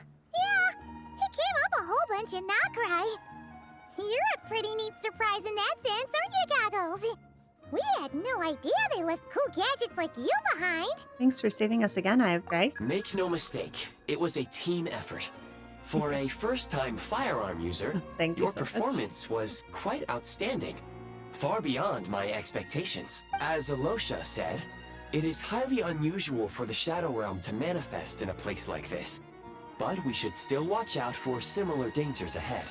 Oh, let's hope not. If anything else goes wrong with this trip, Paimon's gonna have train trauma for life. Oh The no. Shadow Realm can appear anywhere, not just on the railroad. I am simply advising that we take sensible precautions. Now, if you wish to further calibrate and upgrade your firearm, you may do so over there, provided you have the necessary components. Please take a moment to catch your breath while I repair the body of the train. Amongst other things, this will ensure Paimon is a little warmer while on board. Oh, thanks, Goggles. You're a trusty train conductor. Well, maybe trusty isn't quite the right word, considering. Anyway, at least you get the job done. So the gun can be upgraded? Yes, of course. And just like the Eye of Grey, I am sure it will be a great asset to you in your future adventures. If not the trustiest, then it will at least get the job done. Let's get some fresh air while the Eye of Grey fixes the train. Will you be okay, Paimon? Yeah, sure. Paimon wants to forget all about the Shadow Realm. It was so creepy in there. Stretching her legs might help take her mind off things. True.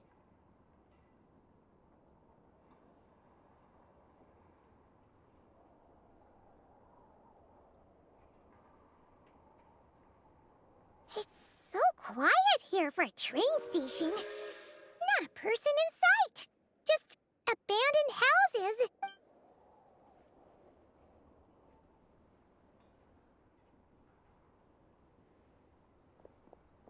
Whoa.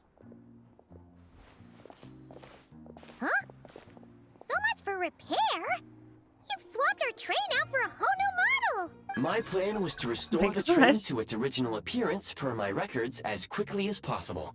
Now that the repairs are complete, the train offers optimized performance and a significantly improved trendiness level. Huh. Didn't know trendiness was a parameter. According to my calculations, parameterization is the most effective way for the Eye of Grey to understand trendiness. All right. Hyperborea, huh? I'm sure I've heard of that in a story somewhere. What an incredible little gadget you are.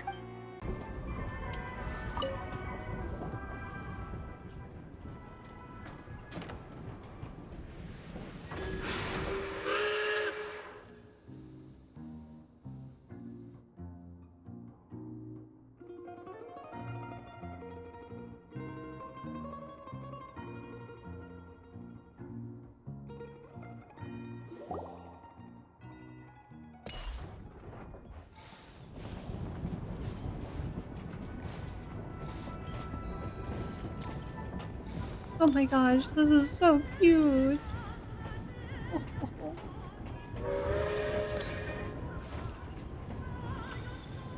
Oh, look at that. They really had to build the railroad over a canyon, huh? You might want to avoid looking down if you're afraid of heights. No, it's not that. Paimon's just praying that we don't have yet another accident.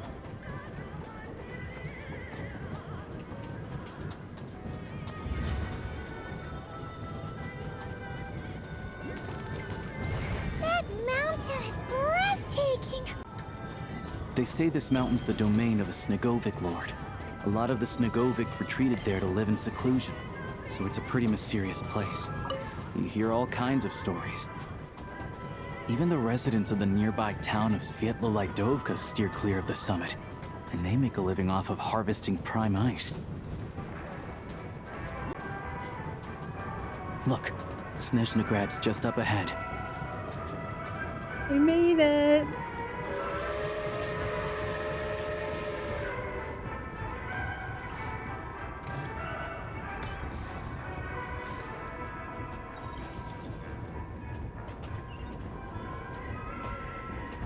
Central Station.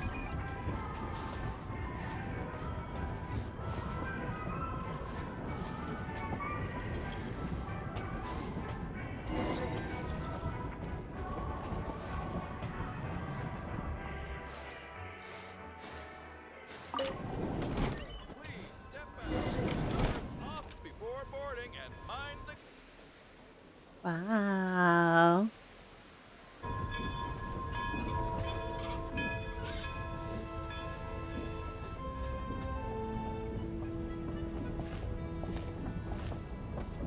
Here we are. Welcome to Snezhnagrad train station, the biggest transport hub in the nation. Wow! It's so majestic! Just flying from one side to the other would probably leave Paimon out of breath! It's built for maximum efficiency. But yes, transferring trains here can be a little tiring. In the future, you can use this train station to travel anywhere you want in Snezhnaya. For now, though, come with me. Let's get Paimon checked out. This way. There's a lift car that goes straight to Sapoliarni. Look! Look! They have really funny-looking hats! And those ones are about the same height as Paimon! But it looks like they can't fly! Those would be Volkerdlak and Domovoy. You'll also see the winged Vila and the snowborn Snegovic, amongst others. No wonder! We'd heard that Snezhnaya used to be the realm of the Fae. Paimon can really see it now. We just put everyone in line at the elevator? I guess so. Sorry, we got a doctor to go see. I hope I don't fall off this. I can already see myself falling. To the left is the market of Zolny. They sell everything there. You can often find some nifty little trinkets. To the right, oh my god. The moon has waned.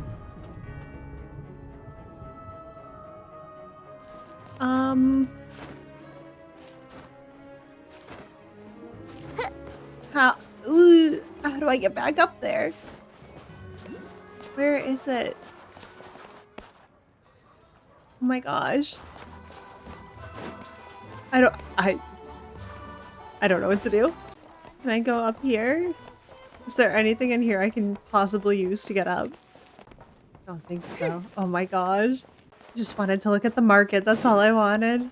Okay, what if I climb this pipe? That's a thought. That's a thought. I can't climb the pipe. Where does it wants me?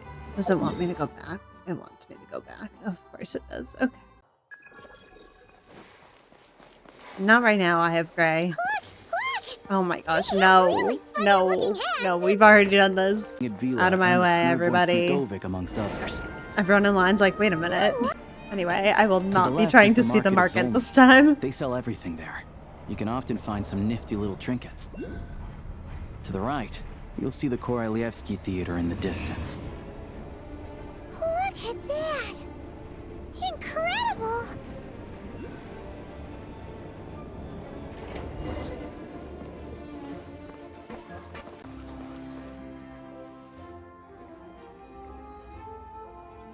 Wow. That's crazy.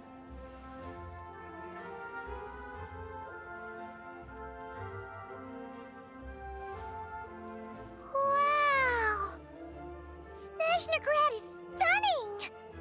Seeing it with our own eyes makes all the trouble we went through to get here worth it! I found it pretty stunning when I first came here too. But I soon found out that stunningly beautiful means stunningly expensive. Uh-oh. The prices here are crazy. I'm just a small-time hunter, so Zolny is where I spend most of my time. This way will take us to Podvorier restaurant. They offer food and lodging there, so you can get settled in while I fetch the doctor. Is that gonna be stunningly expensive too? Don't you worry about that, Paimon. Yeah, I mean, there are places to stay in Zolny, but I highly doubt they'd meet your standards. You'd be Most of the stoves surprised. are out of crystal, the windows are drafty, and at night, four-legged roommates come out to play, sharpening their Excuse me? claws on the roof beams and floorboards. What? Yep, no way! Not a chance Paimon's staying anywhere like that.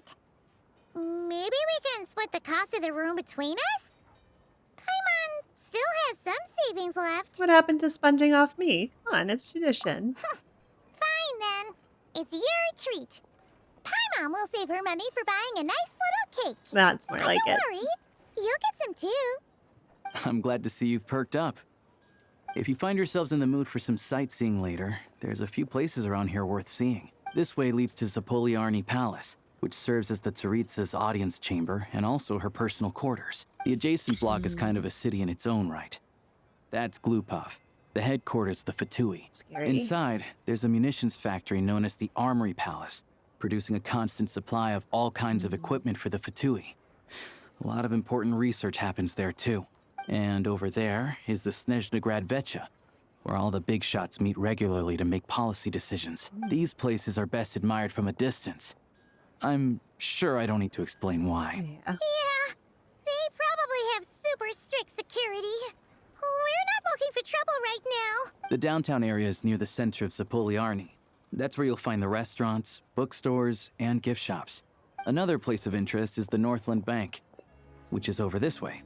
Oh, and I'm sure you'll want to make contact with the Adventurers Guild Oh, at yes, some of point, course. right? That's right here. Ooh, speaking of adventuring, we use alchemy quite a lot. Do you know where we can find a crafting bench? No one practices alchemy at Snezhnagrad, I'm afraid. What? Apparently there's some historical reason for it. Oh, we'll just have to use the one on the train then. Kinda inconvenient.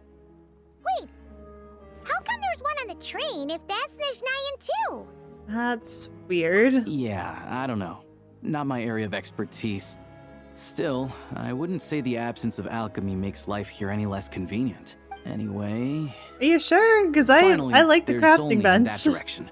It's mostly residential buildings and factories, but there's a few shops too. Worth a look around if you're interested. That's about it.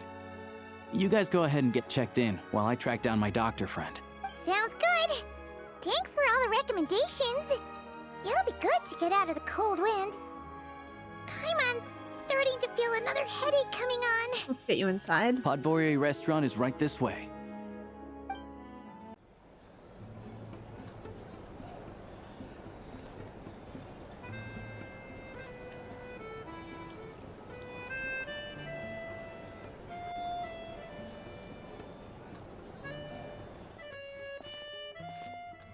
Looks like you get what you pay for, huh? Paimon likes this room a lot. Feeling better now? Yeah, much better now that we're out of the cold. Oh, thanks for taking such good care of Paimon. Honestly, she feels kind of bad for throwing a wrench in the works. If this were anywhere else, we'd be out investigating and adventuring by now. But instead, we're stuck here waiting for a doctor. It's okay. We aren't under any time pressure. You're right. No need to push ourselves too hard for no reason. A lot happened on our way into the city. Let's review what we've learned so far and try to figure out what to do next. Obviously, a million more a question is, what is this Tsaritsa planning? Everything else leads back to that. Yeah, that was our main goal in coming to Snezhnaya. Sure was. And so far, we've learned that in addition to the 7 Gnosis, her plan also requires a ton of energy. But we won't get to see her anytime soon. Alosha said that she went east to fight that big monster. It must be a pretty powerful one if it can blanket the whole of Snezhnaya in a snowstorm this awful. That's one of the threats we'll need to face, I think. To be honest, what we're really lacking right now is information. The kind of information that only the higher-ups in the government would know. Not word on the street type of info. Yeah. Paimon can think of a few people who might be able to help us. But... They're all Fatui. Right. And when we left Notcry, Sandrone specifically left a message reminding us which side we're on. Which is not the Fatui side. It's unlikely they'd tell us anything confidential about the Tsaritsa's grand plan. However, it might still be worth asking. Yeah, fair point. Besides, that Gloopov place is right nearby. We've got nothing to lose, so it'd be a waste not to go. Fair. There's gotta be someone there willing to talk to us, right? Maybe Arlecchino or Sandrone? Or possibly Tartaglia. True. It's unlikely we could sweet-talk Arlecchino, let alone Sandrone. She basically told us to stay in her lane already. Well, it's been a while since we last saw Tartaglia. Yeah, the last time was all the way back in Fontaine, right? Too bad we missed him in Notcry. Apparently, he came to help out. He's everywhere. Is there a traveler Mr. in Paimon Worldwide. in there? That's Alosha. Come in! Hello, I'm Dr. Luneva. Alosha mentioned that one of you is feeling a little under the weather. We'd be grateful if you could take a look at her. I see. So you're my patient today, yes? And you're, Faye, I presume? Good question. Paimon's not too sure either, but she's definitely not the same kind of Fae as the ones we saw at the train station. Is that gonna be an issue? Not exactly. It's just, I'm used to treating human patients. Fae tend to be far more resilient than even the healthiest and most long-lived of humans. But don't worry, I do have some experience treating Fae. I've even diagnosed plenty of cats and dogs in my time. Safe to say, I have a fairly eclectic range of expertise. It'll be fine. Paimon's basically the same as a human, right? We're no different when it comes down to it, are we? Biggest difference is probably your appetite. More like you don't eat enough. The more talking you do, the more you need to eat. I'm not convinced by that logic. Now, please take a seat.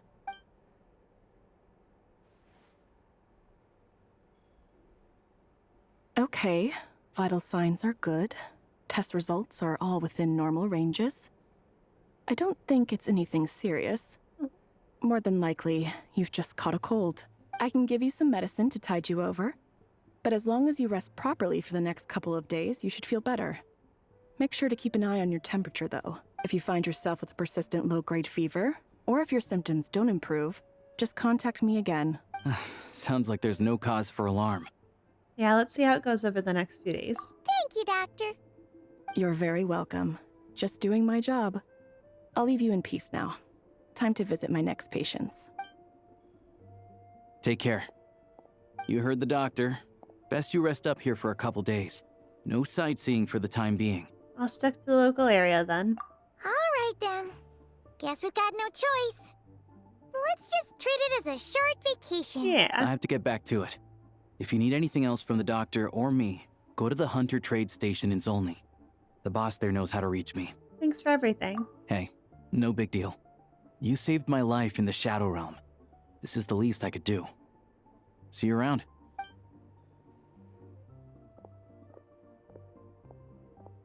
All right. Time to find Child and see what he can tell me. Just walked straight into a wall. Oh, this place looks real scary.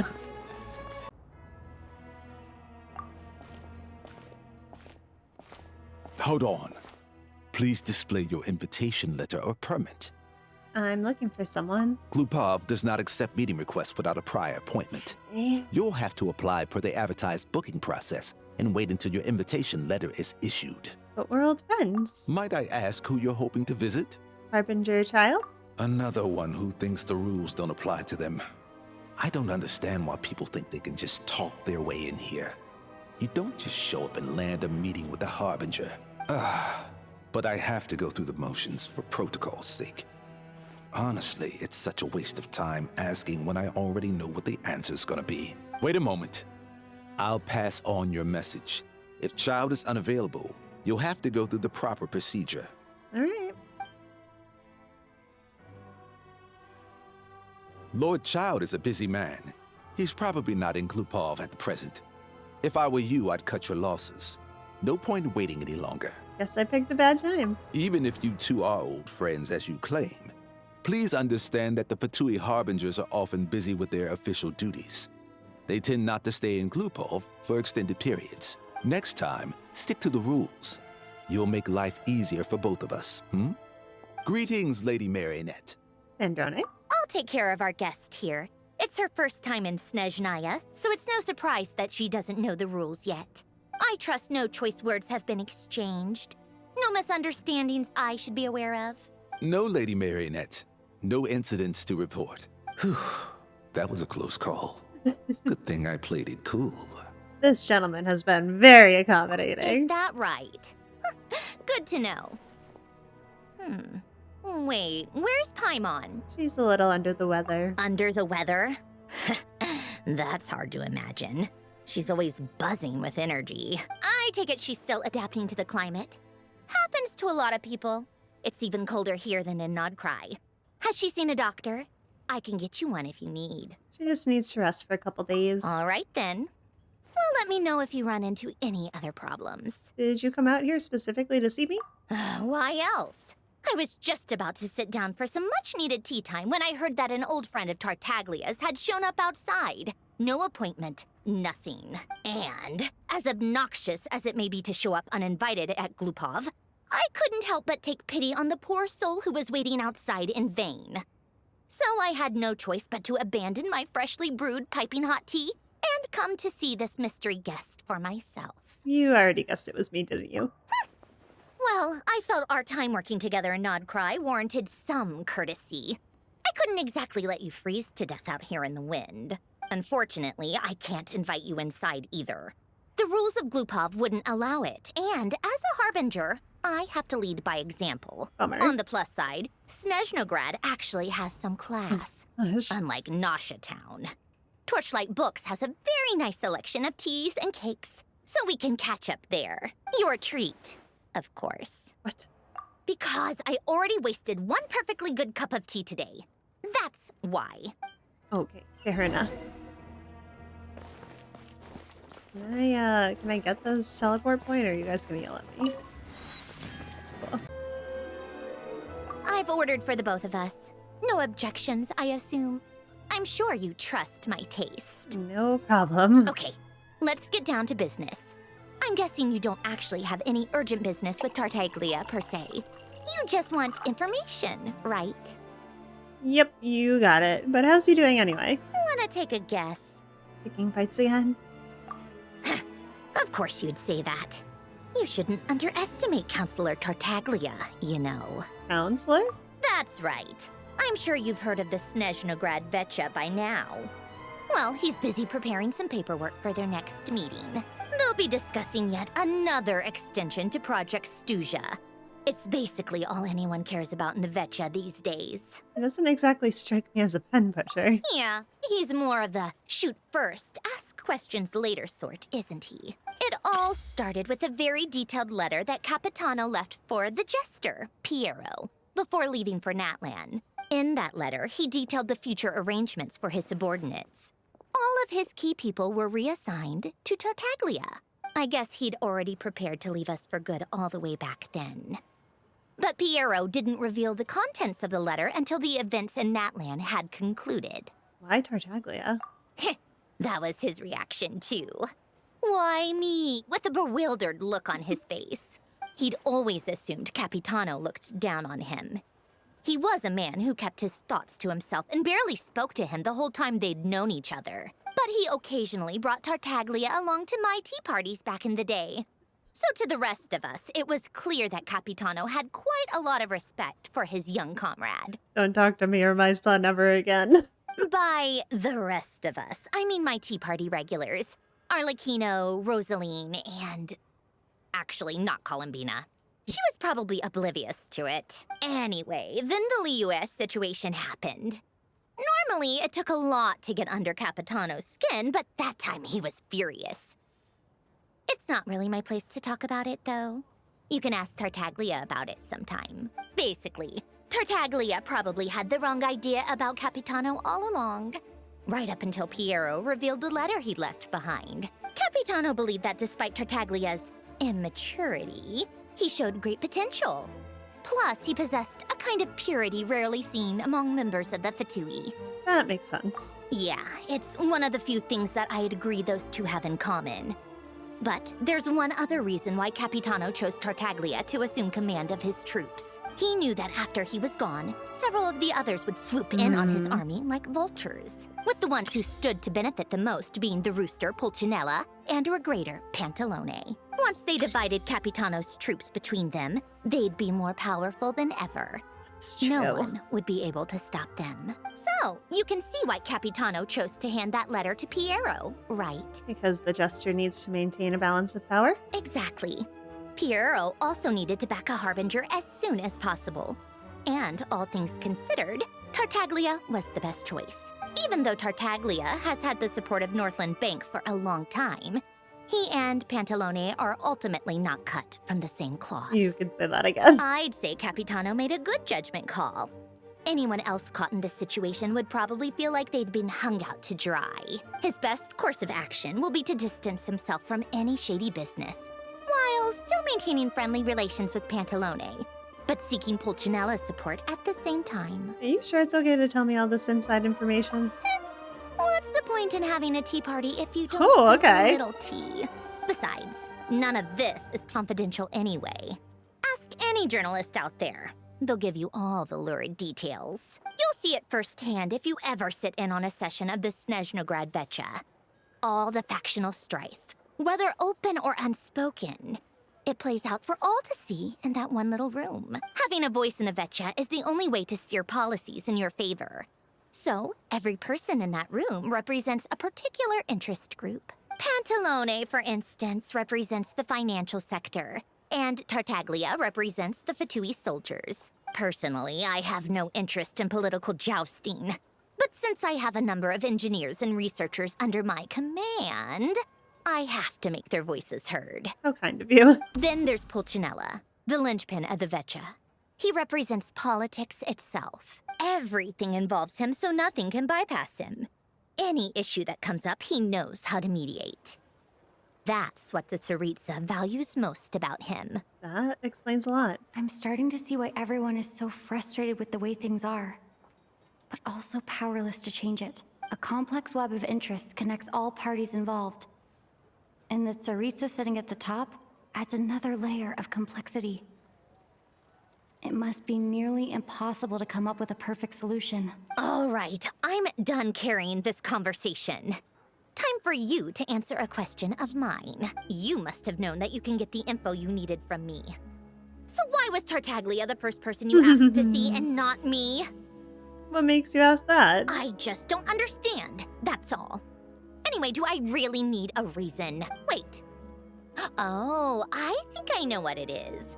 Columbina passed on my message to you before you left Notcry, right? I only meant you should be mindful of which side you're on. Is that actually why you didn't ask for me? Because you took that to heart? I wanted to make sure I wasn't being disrespectful. You... fair enough. It's not your fault. I blame all these politicians I've been hanging around with lately. Always beating about the bush when they talk. I guess it must have rubbed off on me. Anyway, just ask for my help next time, okay? Oh. So Columbino's right. She did want us to come see her. Lady Marionette. Uh-oh. What now? Can't you see I'm on my break? Whatever it is, just leave it on my desk. I'll look at it later. Sorry to disturb you during your break, ma'am, but I'm afraid it's an emergency. Isn't it always? I've told you before. Fixing the tracks and transporting ice blocks does not constitute an emergency. The equipment in Svietlolaitovka is in urgent need of maintenance. With how the weather's been recently, we suspect that the cause is a buildup of snow, exceeding the maximum weight limit. The supports on one of the machines broke and fell, awakening a dormant beast and leaving many of the ice miners trapped in a nearby ice cave. Luckily, Odette's team was nearby and launched a rescue operation. but we're still facing a severe manpower shortage for both the rescue and engineering teams. I guess that's it then. Our tea party will have to end here. I'm the only engineer you'll need. I don't want to go with you, but I promised Paimon I wouldn't go too far. Do you actually want to come with, or are you just saying that? I can't just stand by when people are in danger. Nice of you to return the favor. I'll have a couple of people look after Paimon. They can let her know that you had to step out for a while. Given how urgent this is, I'm sure she'll understand. Yeah, and she should be honestly, okay. I'd rather have your help than anyone Aww. else's. Between your skills and experience, you'd be reliable help. Thanks. Then let's go. You, take 2 people to Podvorier restaurant. Find her room and watch it like a hawk until we get back. If anything happens to Paimon, you'll be answering to me. Yes, Lady Marionette. That's the scary thing. They weren't exaggerating. This is really dangerous. It's a good thing only one of them broke. From what I've been told, most of the trapped miners are over in that direction. I'll go rescue them. Yeah, you do that while I check the rest of the equipment. I'll evacuate the people around here as I go. Meet me back here as soon as you're done. You got it, boss. I have to be getting close. Don't go any further.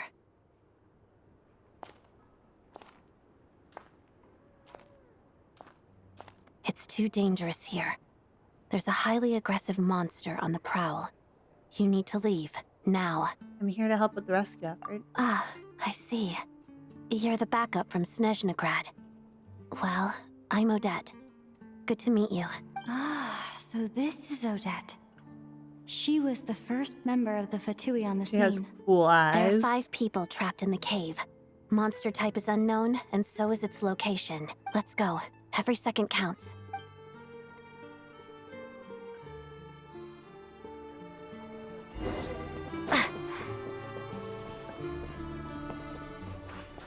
They make me Electro Traveler again. They did. Oh, those brats. I wanted to use Cryo Traveler. Something's moving.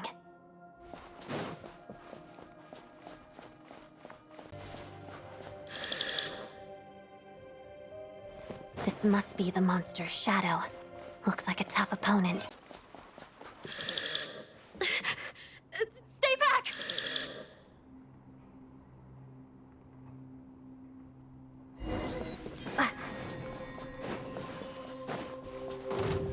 Shadow me, waltz of the snowflakes. Potted duh. I see them. They're right behind the monster. The monster seems very agitated. It could attack at any moment. Let's make the first move.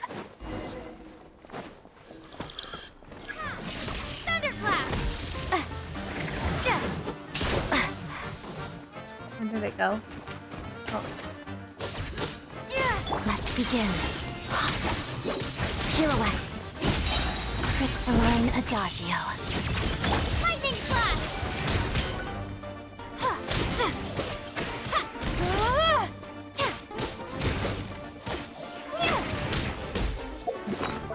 I need to re-equip my meals. Also, maybe switch this out. Where are my sweet madams? Oh, I don't have a lot of those. Alright, meat rolls it is.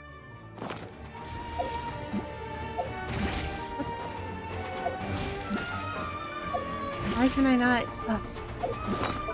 why can I not use that right now?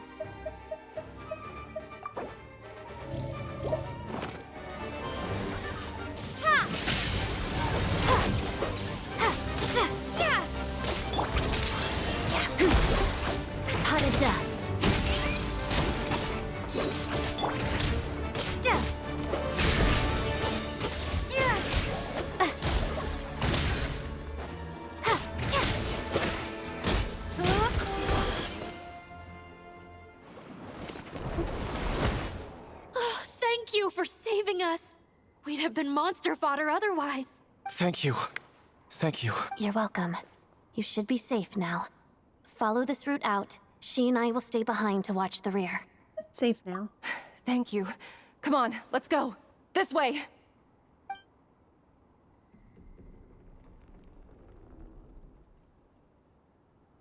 I've searched the area. Pretty sure the monster made a tactical retreat. Is this its lair? Yeah, but with us here, it won't be coming back anytime soon. It may be small, but don't be fooled. It's a ferocious beast. People are just food in its eyes. It's lucky we got here when we did. The trapped miners have been successfully evacuated. Time for us to leave. Wait, this place... There's something unusual about it.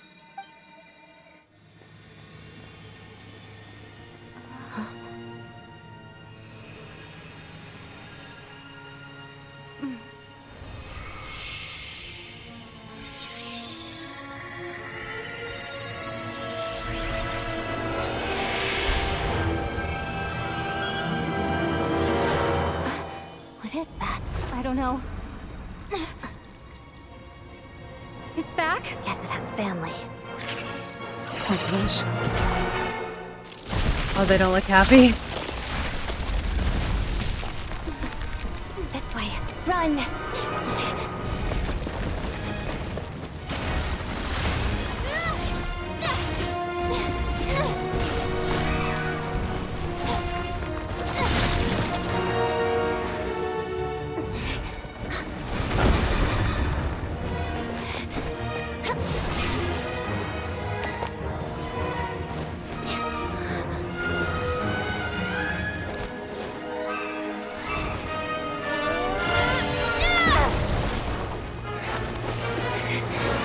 Thanks. Let's get out of here.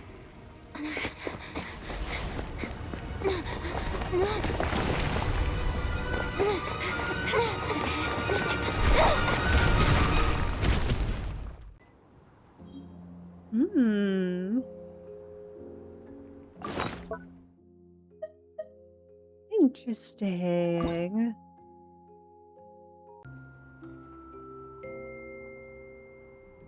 Everyone's accounted for. We managed to rescue them all. We also placed a sign at the entrance to the cave, warning people to stay away. You really held your own today. I still don't know your name. I'm the Traveler. Don't think I've seen you before. I'll remember the name. All right then. See you around. Her design is so pretty. Hello, Lady Marionette. I hear the rescue operation was a great success. I knew I could count on you. What brings you here, Odette? Here for a performance? No, a Fatui mission. I happened to be nearby and heard the crash. Performance? She hasn't introduced herself then. Odette is the prima ballerina of Snezhnograd. She's quite the celebrity. If you ever hear people mention the two crowning jewels of the Korailievsky troupe, they're talking about Odette and the prima donna, Vodianitsa. On top of that, Odette's also a rising Fatui star. It's looking likely she'll inherit the title of the Fair Lady. She learned all her combat skills from Rosaline herself. Used to be one of her most valued subordinates. You flatter me, Lady Marionette. If she's Rosaline's protege, that makes me... never mind. There's no need to bring it up. No point making things awkward. No wonder you're such a keen fighter. How's progress on your end, And you're Lady welcome Marionette? for the promotion. Equally successful. I finished reinforcing all the equipment. Took me a little longer without Polonia's help. But the outcome is the same, of course. Even if the heavy snowfall summoned by that monster lasts for another 3 months straight, this equipment won't give way. All right, now that we're done here, it's time to get out of this blizzard. That's it? Isn't there more work to be done? Sure, but Snezhnograd will send someone to investigate and draw up a relief plan. And I guess I'll have to write the incident report myself this time, since it involves a mechanical malfunction. First, Pantalone needs to approve the budget, then Pulcinella has to sign off on the plan. Once they've argued it out and reached a compromise, we can move forward. That's the rough process anyway. Could take anywhere from a couple of weeks to a couple of months, depending on how smoothly it goes. And in the meantime, the people here just have to wait? Yup, nothing we can do about it. There's a whole stack of incident reports like this back at the office. The snow has eased a little for now, but There's no telling when that will change with that monster still at large. Fuel for heating is in short supply, and relief is weeks away. There's no immediate threat to life, but still, it just feels like there should be a better way. Hey, quit daydreaming. Let's get back to Snezhnograd. When did you get a new sword? I found it in a cave. It handles pretty nicely. You have a strange affinity for secondhand swords.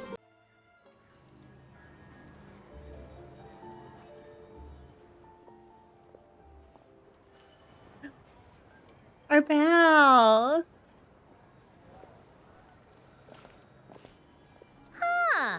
Well, if it isn't Counselor Tartaglia, Mr. Big Shot himself. Go easy on me, all right? I'm still recovering from the interrogation the real Big Shots put me through. Hey, comrade, it's been too long.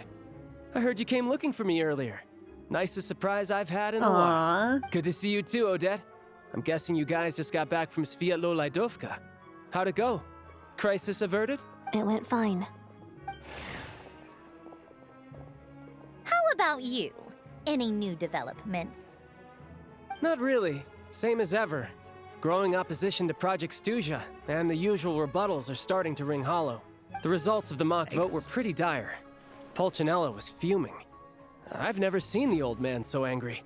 That's not good news. It takes a lot to rattle him. Yeah, obviously if push comes to shove, there are ways to crack down on dissent. But... Sorry, I have to ask something. This is going to sound blunt, but may I? Huh? Of course, fire away. It sounds to me like everyone's tearing their hair out trying to figure out how to deal with opposition to Project Stuzha.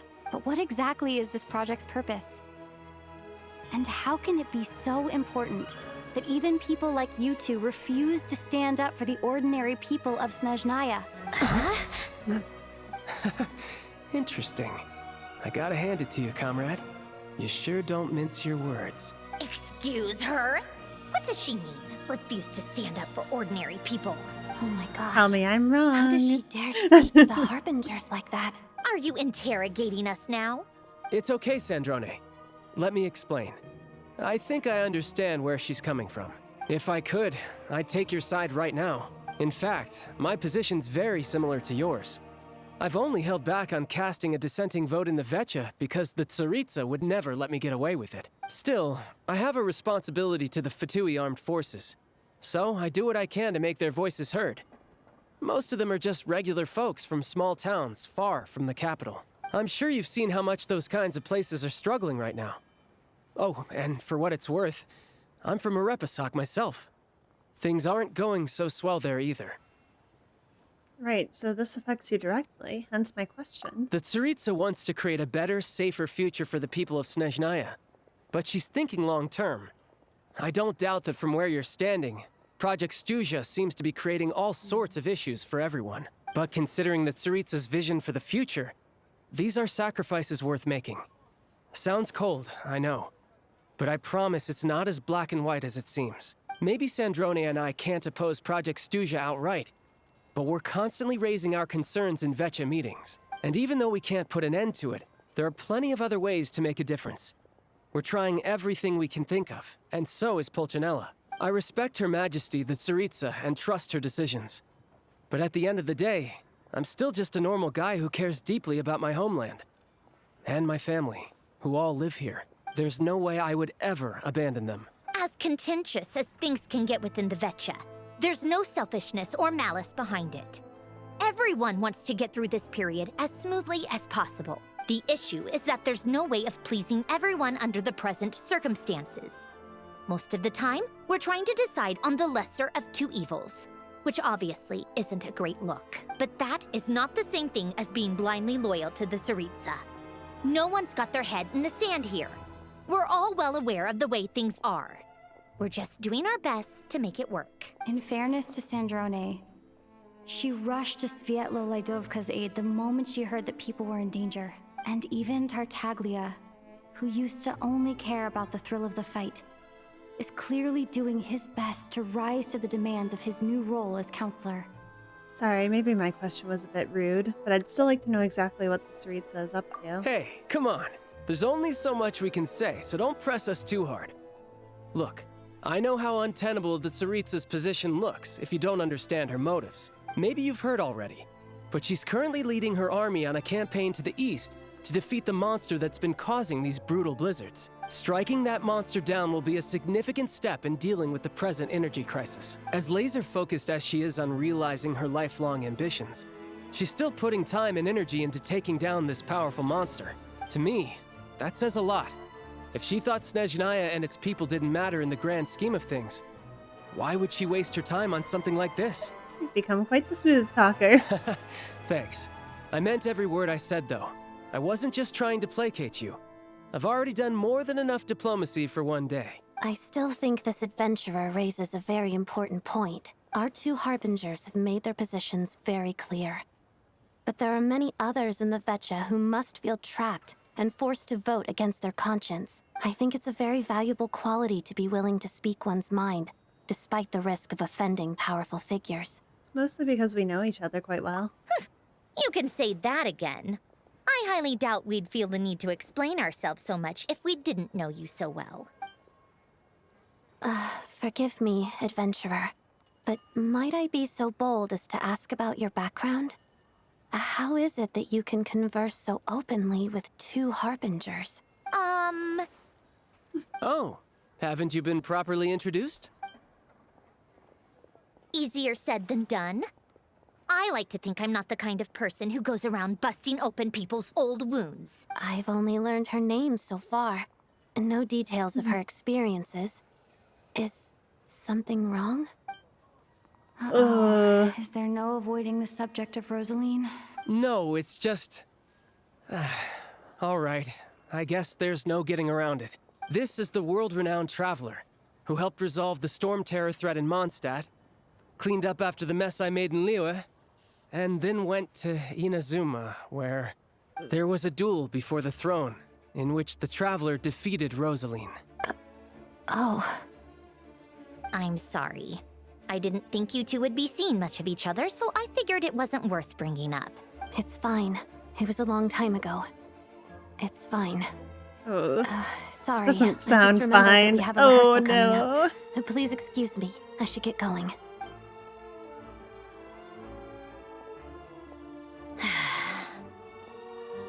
I've mentioned this to you before, remember? She was Rosaline's most valued subordinate. But they didn't actually get along. Not that Rosaline was really the type of person to make friends, but... death has a way of resolving a lot of conflicts. Don't let it weigh on you. Like she said, it was a long time ago. It's in the past now. Odette has a very different personality from Rosaline. Give her some time. I'm sure she'll work through it. Oh, by the way, where's Paimon? It's not like her to hide away. She hasn't been feeling well, so she's resting at Podvorier Restaurant. I got a couple of my people to look after her while we were gone. Oh, right. Sorry to hear that. Poor thing. Reminds me of when Tonya was little. She really felt the cold back then. Used to get ill all the time. I felt so bad for her seeing her lying in bed, coughing. She was so mature for her age, though. Whenever someone came to visit her, she'd greet them with a smile and would never complain. Oh, that's heartbreaking. I'm sure Paimon's a good kid, too. You're a little short on manpower, right? Let me have a couple of my people take over for yours. I'll send my most capable and reliable. They'll make sure Paimon can recover in peace. Well, that would be great. Your people are more qualified. Thanks. Hey, don't mention it. I'm sure you have things to do. Hopefully this takes a load off your mind. So no more accusing me of not being on your side, all right? One last thing. I met the Jester when I first arrived in Snezhnaya. Already? That was quick. He seemed to know who Paimon was. I'm afraid I can't help you there. Our director's recent movements are confidential. Even we're not in the loop. If you hadn't told me, I never would have known he'd gone south. I assumed he'd been in Glupov this whole time. Oh, I see. Well, I guess I'd better go sort out Paimon's security situation. I have some other work to catch up on at Glupov anyway. Me too. I have an incident report to write up. Let's leave it there for now. Sure. I guess everyone's in a difficult position. But Tartaglia's right. I have things to do. Things I want to do, and things I ought to do. To start with, I should go ask Alosha if he knows of any way to help Svietla Ledovka. Oh, good egg traveler. I wasn't planning on pulling for Odette, but she looks so pretty in the game that I think I'm gonna have to. I'll figure out team comps later, it's fine. How strange. This sword seems to be vibrating of its own accord. It's a very faint vibration, but it's getting stronger as I get closer to the Statue of the Seven. Does this sword have some connection to the statue? But all it does is vibrate, even when I touch it. That place I got this sword from was definitely out of the ordinary.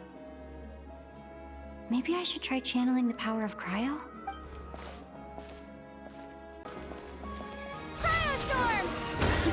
It worked! Ooh. There really is something special about this sword. Ooh.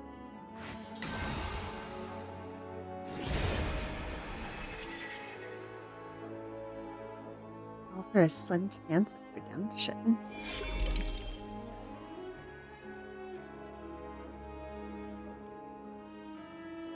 Interesting. I don't really understand what just happened, but I'm pretty sure this sword just got a little more powerful. I'll have to try the same thing again when I come across another Statue of the Seven. In the meantime, I'd better go find Alosha.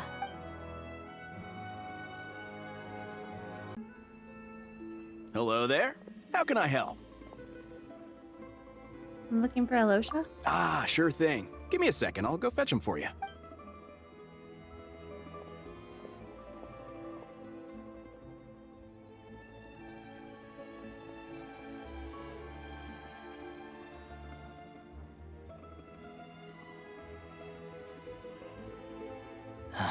It's a familiar story.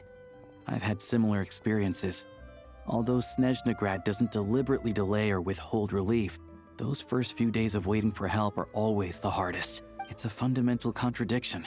If emergency relief can't be delivered in time, what's the point in even calling it emergency relief? So that's it? They just have to wait? Not necessarily. I think there's a good chance that Kresnik Crystal from Stratomaros will start flowing into the market. Really? Why? When we resolve Stratomaros' energy issue, it's like we open the floodgates. A huge backlog of crystal is now available to the townspeople. There's no way they can use it up at once. A lot of them will probably stockpile it and slowly work their way through. Probably a good idea, since energy prices are only going to keep rising. But there will always be people who urgently need Mora. So they'll sell it to the highest bidder. Exactly. At the current prices, selling crystal is an easy way for an ordinary person to make a fortune. Hey boss, how much do I have left in my account?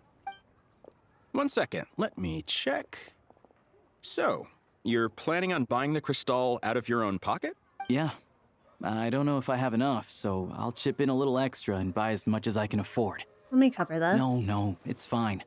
You're new to Snezhnaya, and you have your own living expenses to worry about. Besides, you're already providing the train. Train is free, though. Here's your Mora. See what you can find at the market. But I doubt there'll be much crystal left. Yeah, well, can't hurt to take a look. Let's see. Huh? What's Odette doing here? Oh, Alosha, and... Hi. Hello. I didn't realize you two knew each other.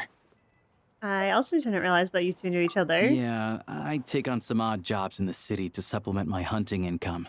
Sometimes I work as a cleaner or prop hand at the theater where Odette is one of the big stars, so I've met her a few times. When the weather's as bad as this, it's better for a hunter to adapt than to keep looking for game. Yes, and we sometimes need extra help. Oh, this is so awkward. Oh. Wait, why is the atmosphere so awkward? I thought things went pretty smoothly in Svietla Ledovka. So, what brings you here, Miss Odette? Looking for some new props? No. After I got back to the theater, I couldn't stop thinking about the situation in Svietlolaidovka. It bothered me so much, I couldn't focus on my dancing. So I decided I'd come here and see if there's anything I can do. Couldn't let it go either. You too, I presume. I suppose that's why you're here. I didn't feel comfortable expressing my true opinions in front of the Harbingers. Not least because ordinary Fatui like me don't even know what Project Stuzha is all about. Maybe we can rescue her from Without the knowing the Fatui. full picture, I can I fix can't her. make sense of it.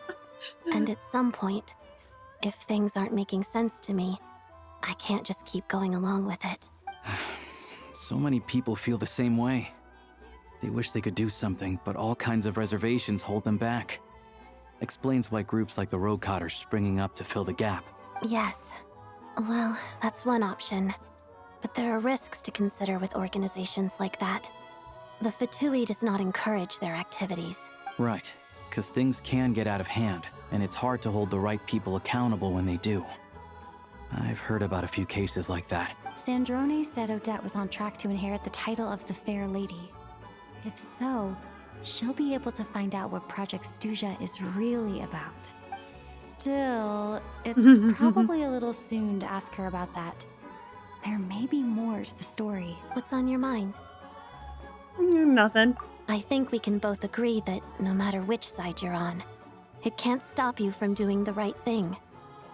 Where there's a will, there's a way. I know what Rosaline did while she was abroad. You made the right decision, so no hard feelings. So, what's your plan? Oh, we were gonna buy some Crystal. I heard there's some on the market right now. Funny. I had the same idea. In that case, let me pay. I can claim it back as mission expenses. The real issue here is that government relief is behind schedule. Surely it makes more sense for the state to cover these costs than for us to pay out of our own pockets. True. It's a huge expense after all. Thanks for helping.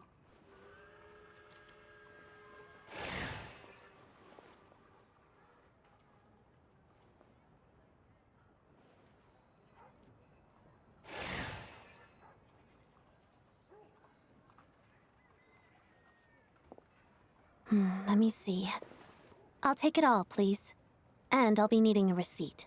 Right.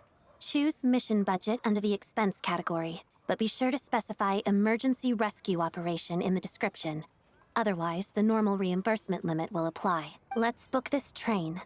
Regulations say that if we need to transport Kresnik Crystal during Project Stuzha, extra carriages can be added 1 hour before departure.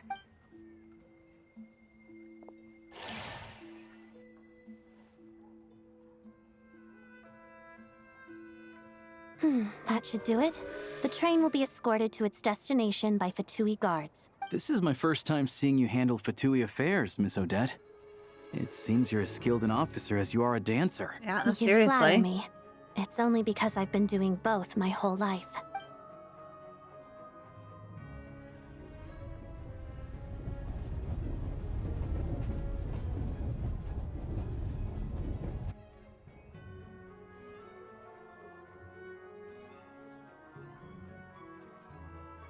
Well, I'm glad we're in safe hands.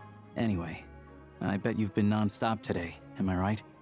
Any idea how Paimon's doing? I've had my hands full, but I'm gonna go back to check on her now. What's wrong? Who's Paimon? Her travel buddy hasn't been feeling well. She caught a cold right after they got to Snezhnaya. Sounds like she's important to you. I can't believe you've been dealing with this on top of everything you've been doing to help the people of Snezhnaya. I couldn't just turn a blind eye to their suffering. I've got nothing going on right now, so I'll join you. I want to see how she's doing. May I come too? I have some candy that someone gave me back in Svietlolaidovka. Plus, I know a little bit about relieving cold symptoms. She'll definitely appreciate the company and enjoy the candy. All right then, let's go. I still don't know what the deal is between these two, but at least the tension seems to have vanished. Oh my gosh, this A must good be sign, so weird for hopefully. him. Oh. Hello. Sorry, but there's a sick person recovering in this room. Can I help you? That's my sick person. What happened? Are you one of Tartaglia's guys? Oh, please, excuse me. Are you the Traveler? Could I take a quick look at your Adventurer Handbook? Master Child said I should verify your identity. Here you go. Ah, it's really you. Sorry for the inconvenience. We're under strict orders from Master Child to keep this room well guarded. At the same time, we can't interfere with Podvoye Restaurant's business. That would only seem all the more suspicious and draw unwanted attention to this room. Besides myself, a few of my colleagues are stationed in and around the restaurant, in plain clothes, of course. Rest assured, you're in safe hands. Thanks, child. I didn't expect such a high standard of protection. Well, Master Child handpicked us for this special assignment. We're not about to let anything go wrong. Anyway, I won't keep you any longer. Please, head inside.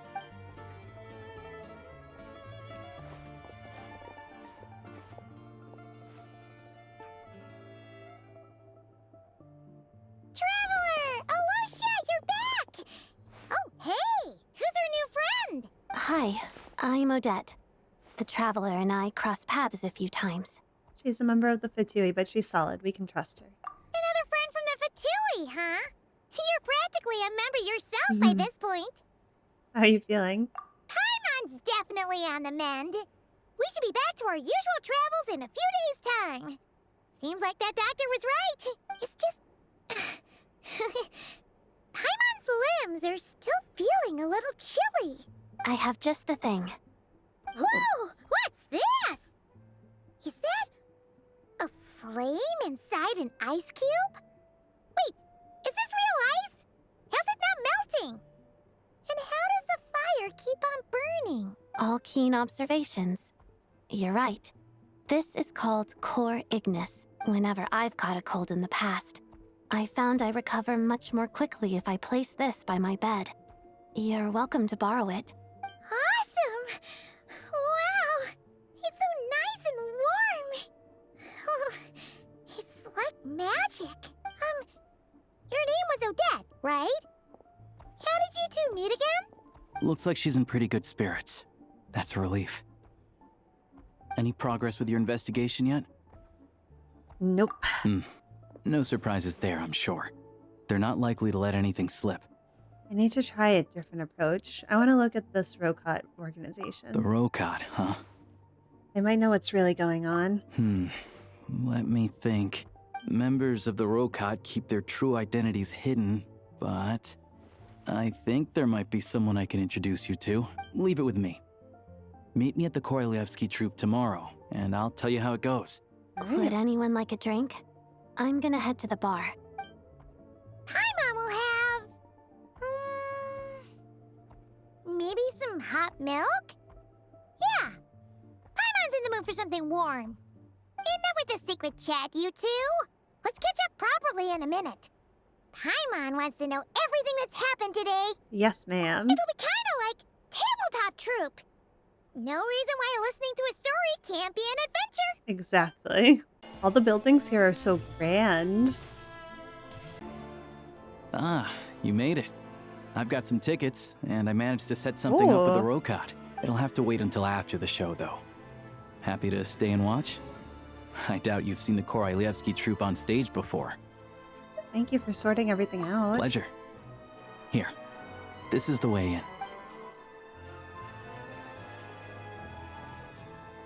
Please present yourself for a routine inspection in accordance with theater regulations.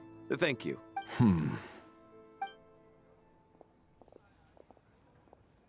A mysterious guy watching from the shadows. With the Fatui? Looks like he's waiting for something. Okay, all done.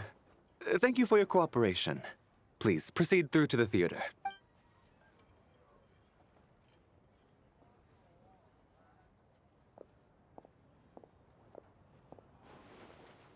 What's up?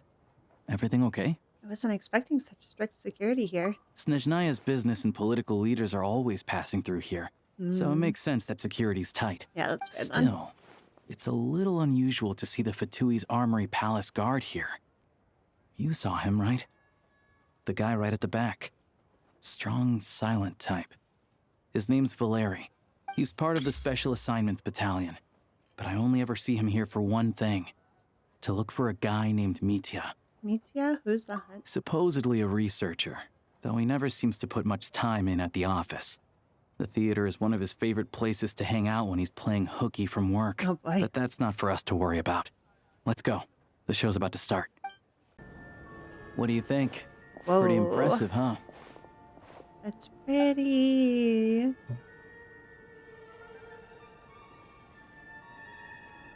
Reminds me of the opera Epicles. Oh, the one in Fontaine? I hear it's iconic. Never seen it for myself, though. Iconic. Here we are, just in time. Sorry, coming through. Excuse us. If you're gonna show up late, keep your mouth shut. Okay. What's his problem? Whatever. No point arguing with people like that. Look, there she is. That's who I'm introducing you to later. She's the lead singer of the troupe, Vodyanitsa.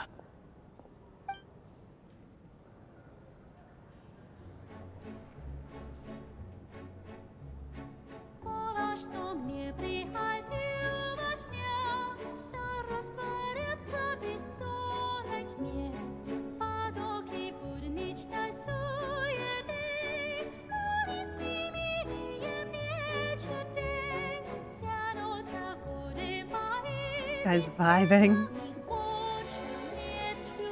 Oh, everyone's vibing.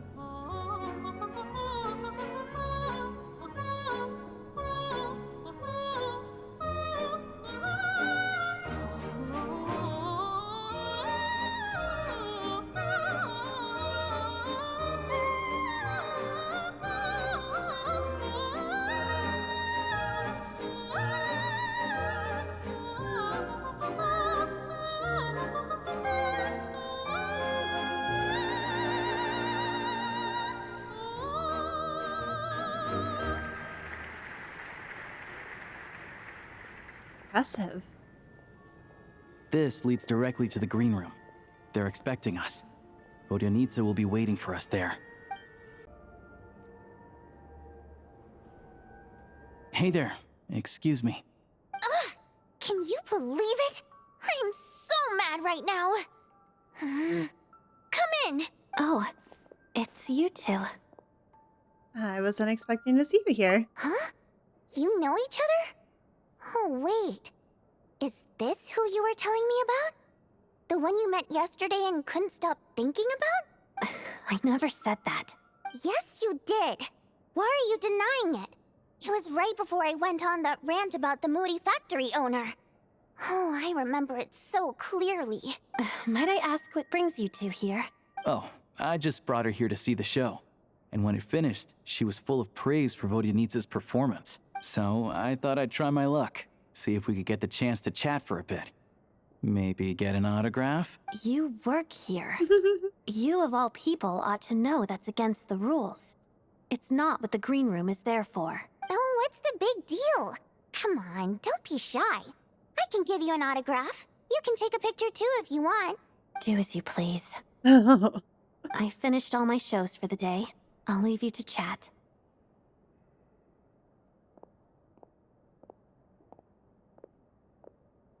I wasn't making that stuff up, you know.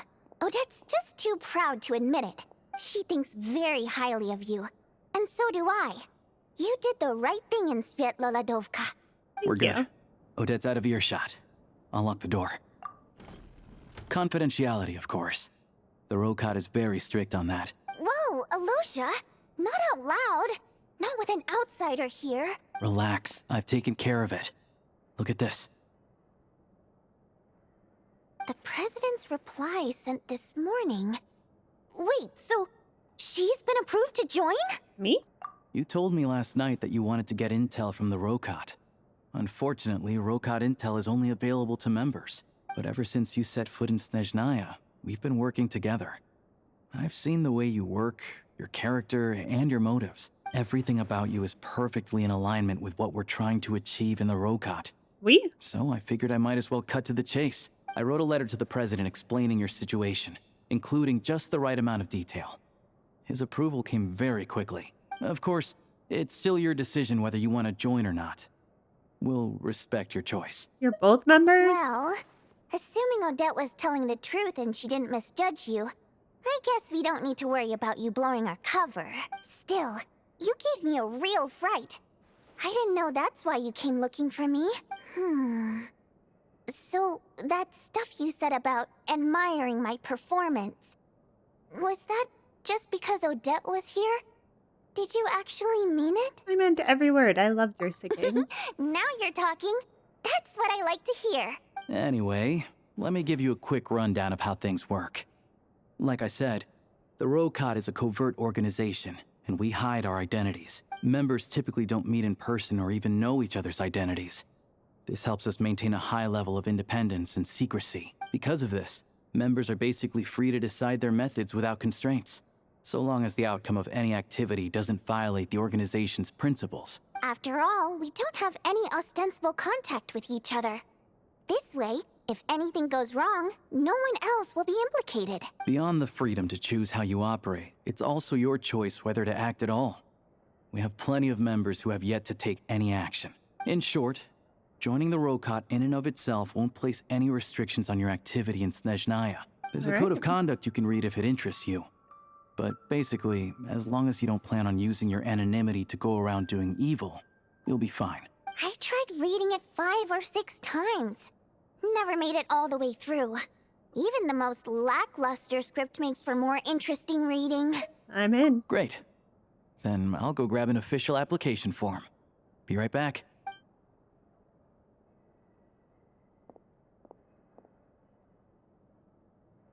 Since you keep your identity secret, how come you two know each other? Well, Alosha has this pet dog, you see. His name's Tagarin. And this one time, Alosha brought him backstage. Tagarin took quite a liking to me, so I played with him for a little bit and fed him some treats. Then, the Rokot was out on a mission one day, and even though we were all in disguise, Tagarin recognized me right away. Just a coincidence, really. We didn't report it to the higher-ups, though, to avoid dealing with the fallout. Like, my job at the theater, for instance. Oh, no. I really needed to make ends meet. By the way, what were you complaining about just before we came in? Did everything go okay with Chuganov? Everything did not go okay. That's why I was so mad. I tried to make some small talk with him before I went on stage to fish for intel about the Iskra manufacturing plant. But he wouldn't take the bait. No matter what I said, he kept dodging the question. And then he started complaining.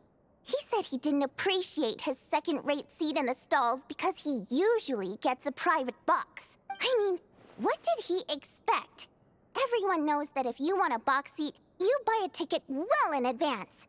But instead, he sends me a letter the day before the show when we're practically sold out. I had to juggle things around just to get him a half-decent seat, hoping he would appreciate the gesture enough to share some information. But nope, he didn't give me anything.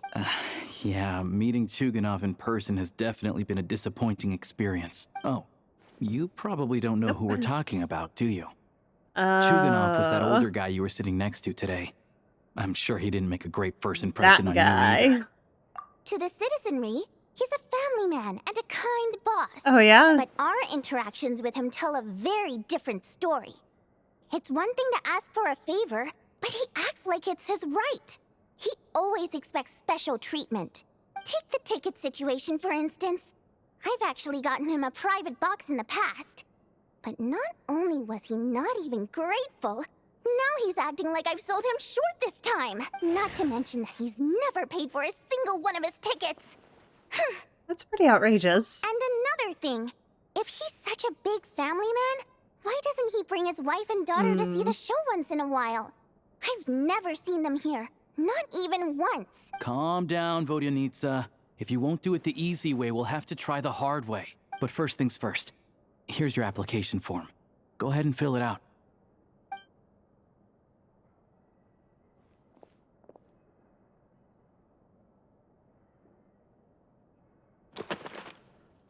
Ooh.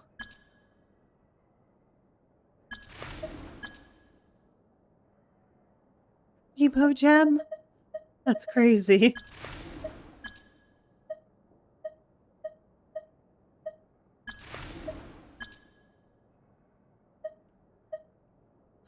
Mom told me to give it a try.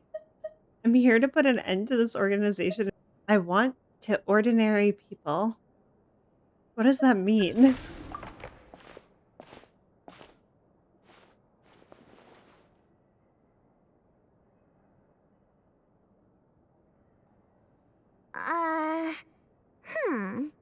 Looks like I'll need to make a few little tweaks here and there.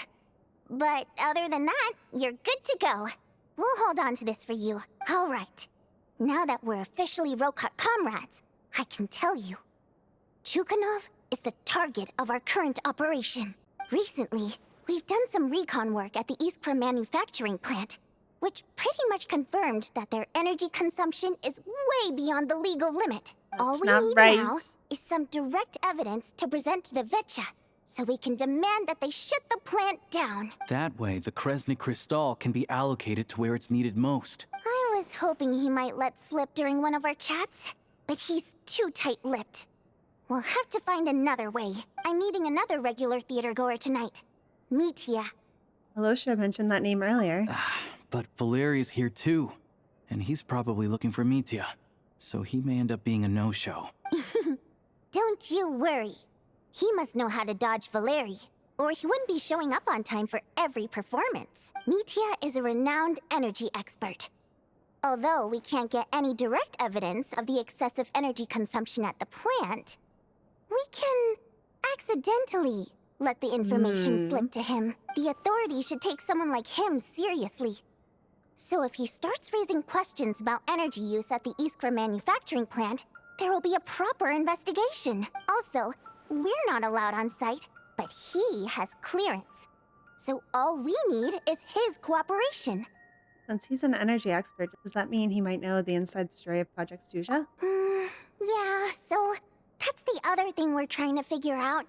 Though I think we're far less likely to make any progress on that front. Still, I hear that Mitya is a bit of a chatterbox. So, who knows?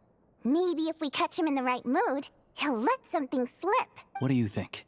Sound like something worth your time? Definitely. Okay, in that case, you guys find a seat somewhere nearby. Pretend you're a couple of buddies there to eat, and keep your ears peeled for useful information. He's a huge fan, so I doubt he'll have his guard up around me. But you two need to be convincing.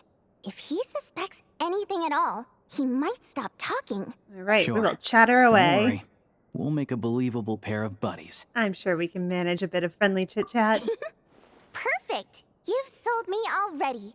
Now, help me tidy this room up a bit before we head out. Okay. What needs tidying? My gosh. Everything! What? This is not what I signed up for.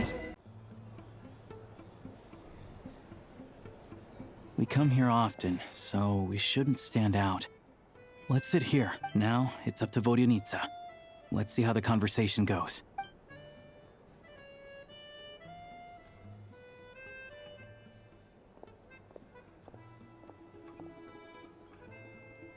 Mr. Mitya! Over here! Over here! Oh, sorry. I got a little held up on my way here. Now we have even less time than we planned. Go ahead and order some snacks and drinks. Whatever you like. Let me see. According to my schedule, we still have 25 minutes left. You're really pressed for time today, huh? I was imagining this would be a leisurely chat. If you'd prefer, we can always reschedule for another afternoon when you have more time. No need. Getting to meet the lead singer is a very precious opportunity for me. I'm not about to pass it up. I've already had to decline your invitation several times because our schedules rarely align. If I don't grab this chance while it's here, who knows when the next one will come around? Well, it's very kind of you to make time just for me. What's going on with this scarf? I'm not too sure, to be honest. But Snezhnaya's full of weird and wonderful things like that, so people tend not to bat an eye. I'm sure the same will go for the Eye of Grey and Paimon. That'll make getting around easier. The reason I invited you out for tea and a chat today was to get some feedback from a true fan of the theater. Well, I genuinely have nothing bad to say. No matter how many times I hear you sing, it never gets old. It always seems fresh and new somehow. Maybe it's because the more times I listen, the more details I notice. Or maybe you simply improve with every performance, delivering it better each time. Thank you! I'm delighted to hear that! Could you give me any specific examples? Oh, yeah. The piece you sang today, for example. Beneath the Frozen River? Hey, what's with you? I'm just praising a good performance. I always used to find that such a bleak and lonely song. But the more you listen, the more you realize that it's not as cold and nihilistic as it appears. When you really dig down into it, there's a certain level where you're surprised by the emergence of hope. Wow, I'm impressed. I didn't expect you to pick up on that. Actually, I only tried out that angle after talking with a composer. Still, Beneath the Frozen River wasn't on today's program. Oh, really? But it's a classic. You sing it every time. Almost every time. Oh, well then. Let me say a few words about that other all-time classic, Flying in the Wind from the Mountain Sparrow. I didn't sing that one today either. My voice wasn't quite up to it, so I switched it out at the last minute. Oh. Uh-oh. But, Sorry, Mr. Mitya, but you were at the theater today, yes? Of course I was. Remember? I said hello to all the troupe members before the show started. You, Odette, and the others. So what did Odette sing today? Elegy of the Snow-Winged Goose, of course. Correct. I see. You find my singing boring, don't you? Oh. That's why you don't remember a single song. Looks like I'll need to cut a few from the program next time. No, that's not it. I swear. All right. I'll be straight with you. I'm sorry. My mind was wandering as you took the stage today. I enjoy watching your shows because the exquisite performances stimulate the mind. It always sparks some inspiration for my research. So whenever I get stuck at work, I come to the theater for a change of pace. Odette's dance during the elegy of the Snow-Winged Goose today was simply incredible. It got me wondering what she's been going through recently. That look of sheer defiance in the face of utter tragedy? It was so inspiring. I started scribbling in my notebook right away. Not that I made a ton of progress in the grand scheme of things, but I still think it was productive. By the time I snapped out of it, the entire show had finished. So what you're saying is, you didn't listen to my singing at all? Oh. Unfortunately not. I'm sorry. I don't know which is more disrespectful. The fact that I don't always come for the show itself, or the fact that I missed your performance. Seems like things are getting a little awkward. You look nervous. What's up? Mitya just stepped into a conversational minefield. If there's one thing Vodyanitsa doesn't like, it's people who show disrespect for her performance. Oh, no. This meeting was so hard to set up. Don't tell me it's already falling apart. Come on, Vodyanitsa, pull it together. It's fine. I suppose this is affirming in its own way. At least, it shows that our performance really touches people's hearts, right? Don't let it bother you. It certainly doesn't bother me. She's showing a lot of restraint. Must be tough. Well, I'll be sure to let Odette know how much you adored her performance. Please don't say that. I always love your performances too. It's just that inspiration struck at the wrong time today. I'm usually all ears. I know, I can tell. That's why I value your opinion. I'm sure some people can't stand it when others praise their coworkers right to their face, but not me. No, sir. Fair enough. I still feel kind of bad, though. But you know what I really can't stand? People who only show up to the theater to pretend that they're cultured. Makes me sick to my stomach. Oh, yeah, 100%. There are too many of those people around. By the time they're walking out the door, they've forgotten all about the show. What's wrong? You look furious. I don't know if you've heard about the boss of the Iskra manufacturing plant. He isn't even a theater investor. But he always demands the same privileges as actual investors. Smooth. Box tickets only, premium drinks, even the right to request specific songs. Well played, Vodyanitsa. Seems like she's harnessing her rage to steer the conversation back on track. Now that you mention it, I've interacted with that guy before. I gotta say, everyone holds him up as an example of a benevolent businessman, but... Got him. I don't know. I don't see it. Yeah, he couldn't care less about what's happening on stage. He's just there to flaunt his social status. I hate that I have to prepare programs for guys like that. What's the big deal with that factory he runs anyway? I asked around a bit and heard some pretty shocking stories. Sounds like he's just another greedy capitalist. Oh, really? Yep, the things people are saying are pretty damning. Low wages, insanely long working hours, equipment running around the clock. And as if that's not bad enough, he also strictly forbids his employees from giving any kind of interview. Project Stuja has now been extended so many times, we're at the point where crystal rations for the common folk are barely enough to survive on.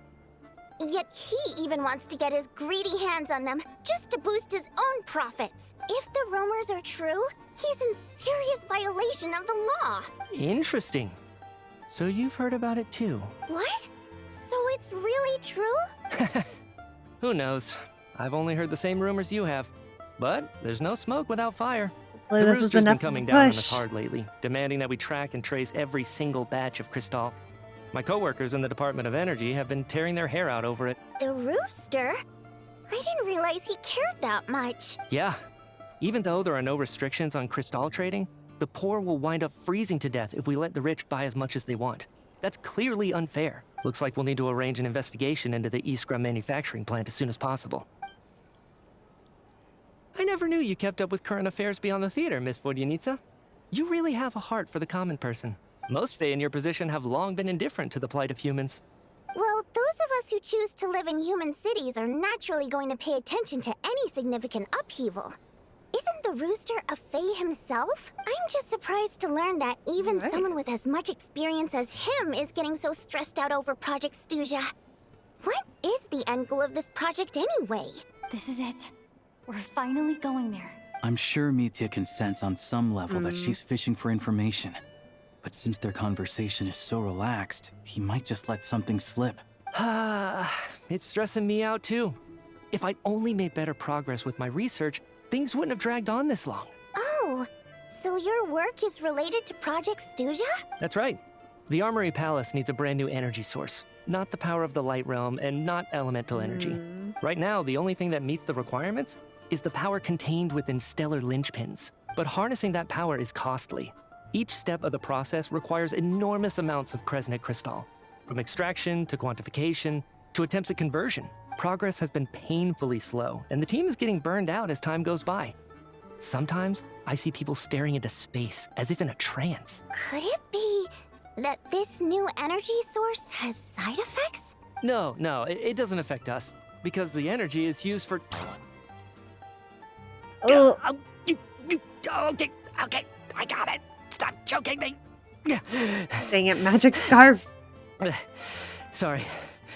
I can't talk about that. I think we're all just exhausted. We've been working ourselves to the bone for so long with so little progress to show for it. It's no wonder people are struggling to stay motivated. Seems like I owe you an apology. I shouldn't have gotten so mad at you for not paying attention during the show. Don't worry about it. I count myself lucky, to be honest. I don't envy the people who work closely with the Tsaritsa herself. I'd much rather be in my current position. At least I don't have to shoulder any major responsibilities. So they're trying to develop a completely new kind of energy. Shame we didn't get to hear more. Yeah, censored by a scarf. Who would have thought? Oh, dear. It looks like my time is up. I'm afraid I have to leave. I'm so sorry. We ended up barely talking about the theater. That's okay. It was a pleasure chatting with you, really. Let's make up for it next time. Yeah, hopefully once the work pressure eases up a little, I'll be able to focus more on the performance, and then we'll have more to discuss. We touched on some confidential issues today. I'd be grateful if you could keep it between us. That could have gone worse. Nice job. Why was Mitya in such a hurry to leave, though? Oh. Sorry, routine inspection. Is that Valeri?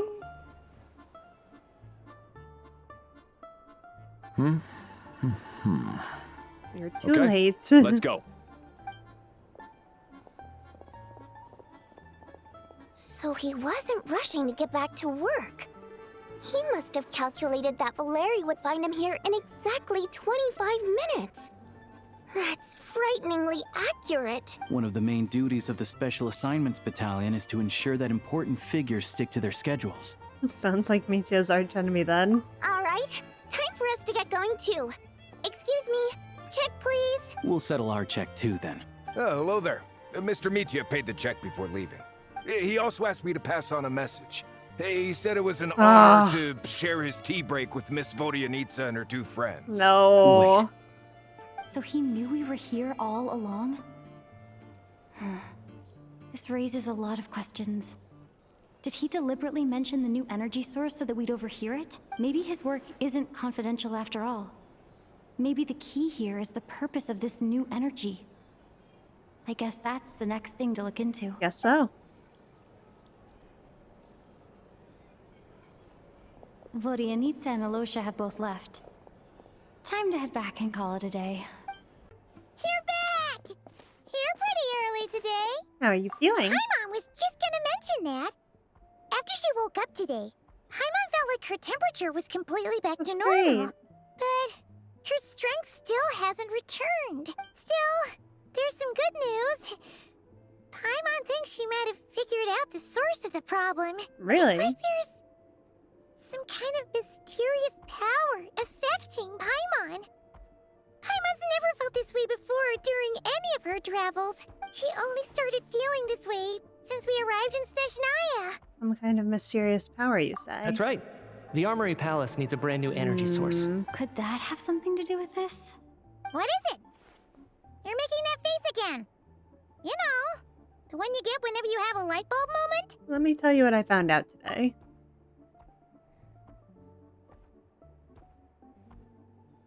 So, they're trying to develop a new energy source here?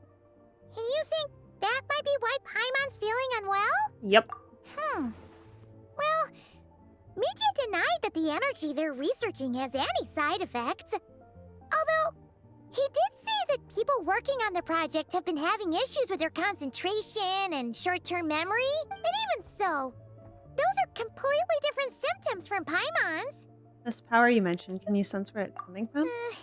It's pretty faint, so it's kind of hard to tell. But, if anything, it seems like it's coming from roughly the same direction as the Armory Palace. All the more reason to find out the purpose of their research. Sure, Paimon's with you there. But how, though? The Rokat only has a limited amount of intel. There's still one avenue we haven't explored. Oh, great point! They argue about Project Stuja every day. If we could sit in on one of their sessions, we might pick up some new leads. I need to write a letter to Alosha. Good idea!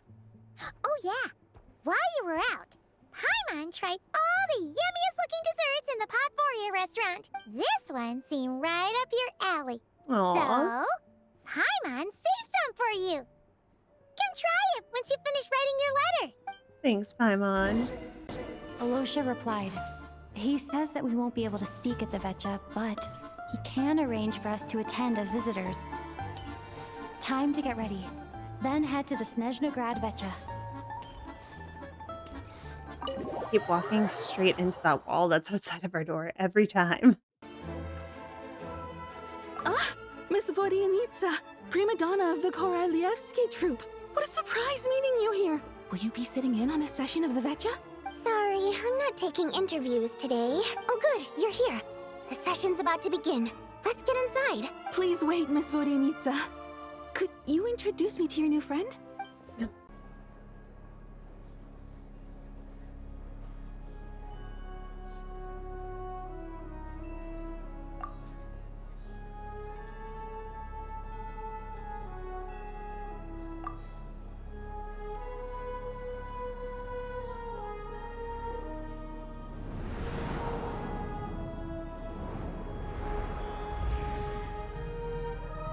In summary, the energy management commitments made for the outgoing period have been delivered upon.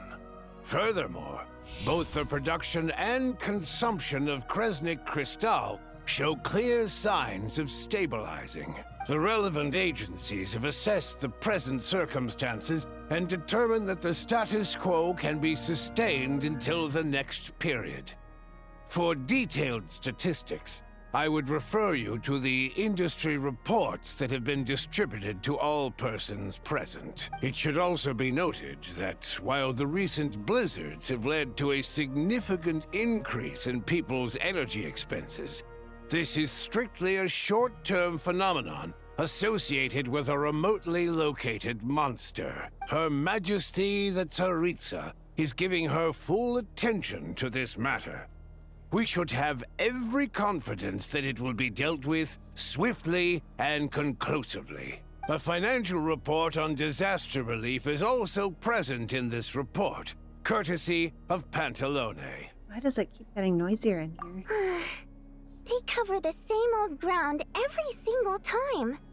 The rooster never seems to mind, but everyone else is getting tired of it. There's a general lack of trust. People aren't seeing any tangible benefits that affect them directly. Of course, none of that will be reflected in any of the reports on the table. Yeah, if it weren't for these hard copy documents, I could have at least made something up. I've been meaning to ask, why are you still here? Oh, don't mind me. I'm just out here trying to hit my interview quotas. Bring out the kvass. Ever read it? Best-selling newspaper in town. If I remember correctly, you guys don't even have a sales permit. You have to sell from stalls on the street. Okay then, best-selling street stall newspaper in town. Still counts. Oh my gosh. Order! We will now open the floor to the representatives. If there are no further substantive issues to discuss, we will then proceed to a vote on this motion. Snezhnaya has a long tradition of treating members of the Fatui armed forces and their dependents favorably, but recent surveys shows that Fatui families in remote areas have access to 15% less crystal than the average civilian family in Snezhnograd. It's been said many times before, but it bears repeating now. There needs to be a clear and consistent rationale behind how crystal is allocated, or we will soon face immense public backlash. Perhaps you wouldn't need to keep repeating yourself if you would hear me out for once. I say again, true consistency exists only in principle. In the real world, fairness is relative. You appear to treat resource allocation as a simple function of production and population. So what about when the equipment used in production breaks down? Have you factored that into your equation? And do you even know how long it's been since Snezhnaya last conducted a census? If I knew the answers to questions like that, I'm sure I'd be a very wealthy man. And I doubt I'd be going by child. I'd like to bring the focus back to the specific issue I raised. Or do you wish to deny that favorable treatment for Fatui dependents is our long-standing policy? It's easy to be a critic when there's no accountability. That seems to be a running theme in the anti-Project Stuja cohort. Defeat the ringleader and all other problems will magically resolve themselves. That's what they seem to think. But in case you aren't aware, not one jot in my report would change whether Project Stuja continues or not. So you have no intention whatsoever of finding a solution to this problem? On the contrary, I'm the only one here who ever brings solutions. Child opened by speaking up for the armed forces. Regraders struck back with style and a war of words ensued. Okay. Our reporter was live on the scene to get the audience's reaction as it all unfolded.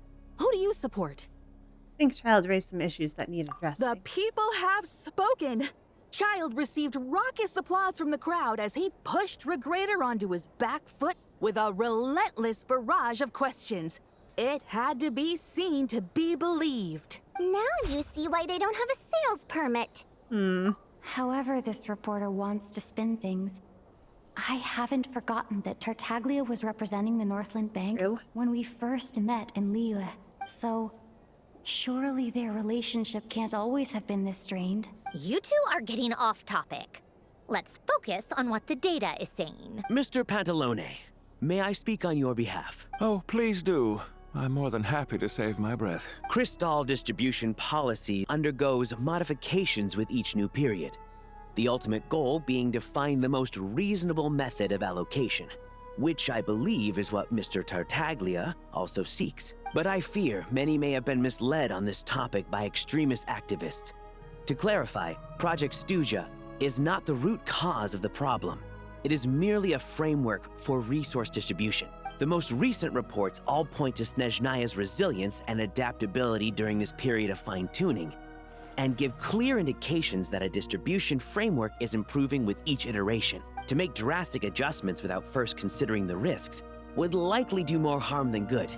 It would be a waste of the hard-won experience we've gained to date. Renowned scholar of finance, Arapov spoke up to clarify the fiscal logic, clearly alluding to social organizations like the Rokot in his words. With the notorious Lelex still active to this day, should the Rokot be held responsible?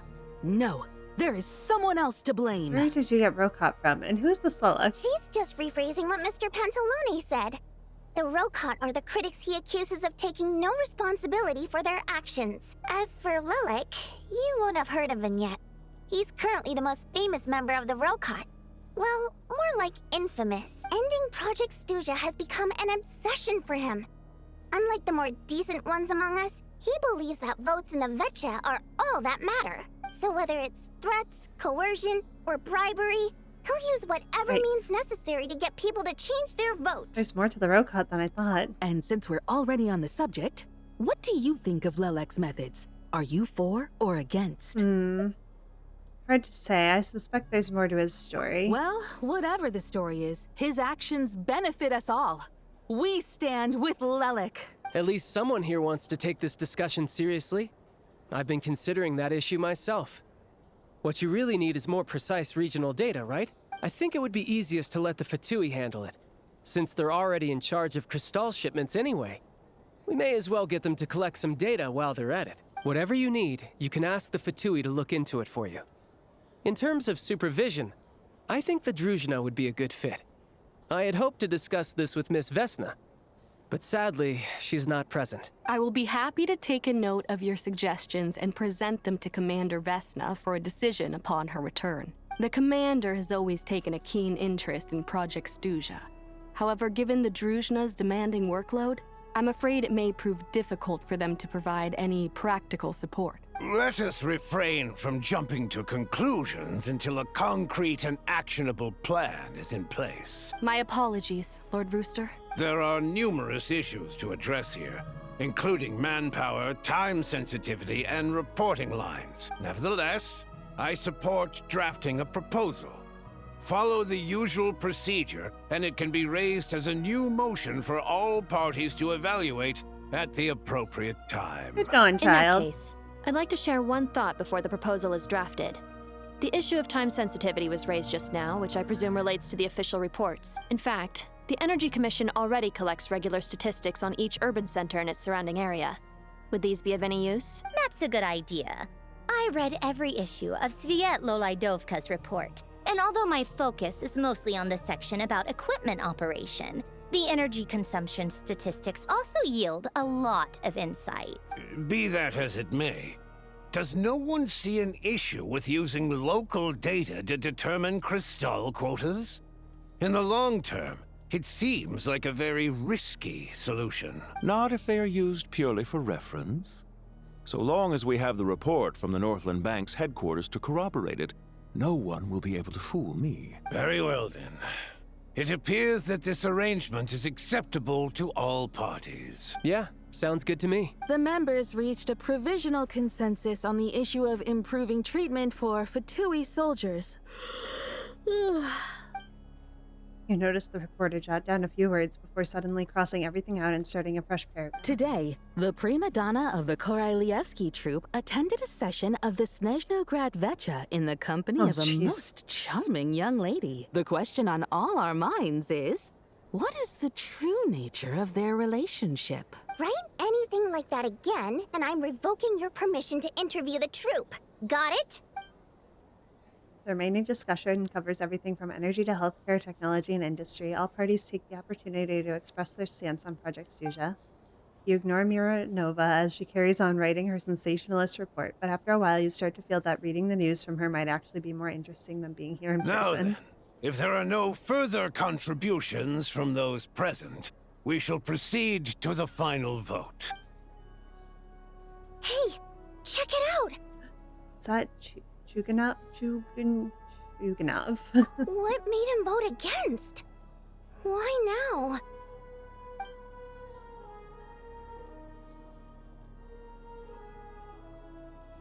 The votes have been tallied. Those in favor of continuing Project Stuzha total 61%, securing a clear majority. That was too close. The margin has shrunk yet again. Chuganov was a huge loss. I'll bet Lelek is behind this. I wonder how Pulcinella will respond this time. Chuganov. I see. Lelek strikes again. Yes. Go, Lelek. Once Project Stuzha is defeated, our unwavering support at Bring Out the Kvass will finally pay off when we make our comeback. I can taste our victory already! In accordance with the result of this vote, Project Stuzha will remain in effect until the next Vecha period. Finally, may I remind us all, we debate only for the greater glory and solidarity of our nation. May the aurora shine ever on, and the tundra always stand firm. The session is concluded. I have to say, I really wasn't expecting Chuganov to vote against Project Stuzha. What's so strange about that? Well, in principle, Snezhnaya's business and political elites ought to be the ones least likely to oppose it. As we heard, Project Stuzha is basically just a resource distribution framework that requires everyone to cut back during the winter. But even if the policy got cancelled, the Tsaritsa's energy needs wouldn't suddenly go down. The extra demand from the public would have to be filled from somewhere. So logically, the factories would have to take the hit. This explains a lot. I got a letter from Mr. Mitya just before today's session. He said he's confirmed that there are issues around overtime and excessive energy consumption at the Iskra manufacturing plant. In a situation like this, once the Rooster receives the report, he'll order the factory to halt production and submit to an investigation before issuing a penalty. But that's a week-long process, and thus didn't make it onto the Vecha agenda this time. I don't think he suspects anything so far. Got it. So for him, it's a choice between reducing production and stopping entirely. Exactly. And as you know, he's a very selfish person. I was originally gonna try and flip him after he received notice of the official sanctions. My plan was to convince him that the whole thing was completely unfair. Rather than just sit back and take the hit while his factory stopped production, he'd be better off voting to end Project Stuzha. At least that way, no one else would be able to make any money either, because all the factories would suddenly have more limited energy to work with. But now, he's already voted against it, which means someone must have used more forceful means to change his vote. Just like with everyone else who flipped. You mean Lelek? Yeah. No one knows why Lelek is so obsessed with ending Project Stuzha, but by the looks of it, he's inching closer and closer to success. Lelek must have strong motivations, given how he'll stop at nothing to achieve his goal. Maybe he knows the full truth of Project Stuzha. Maybe my next step should be to focus on him. All right.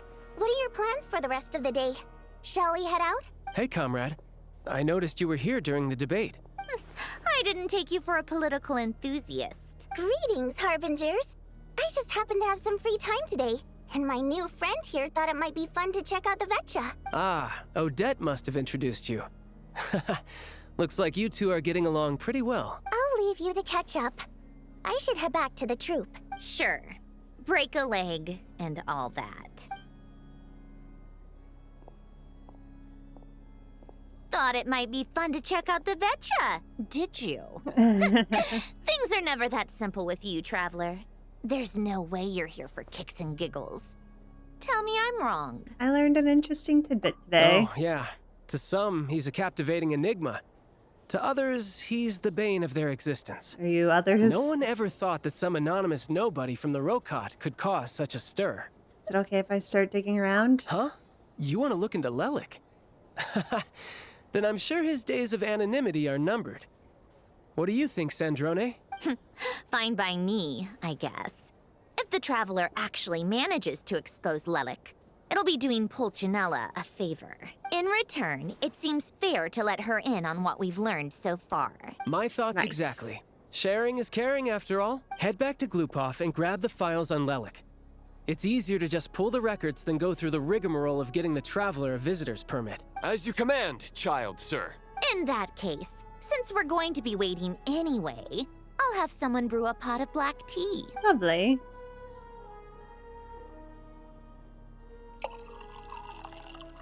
One common thread among the many incidents Lelik has been involved in is that the victims are all too scared to share any real information about him.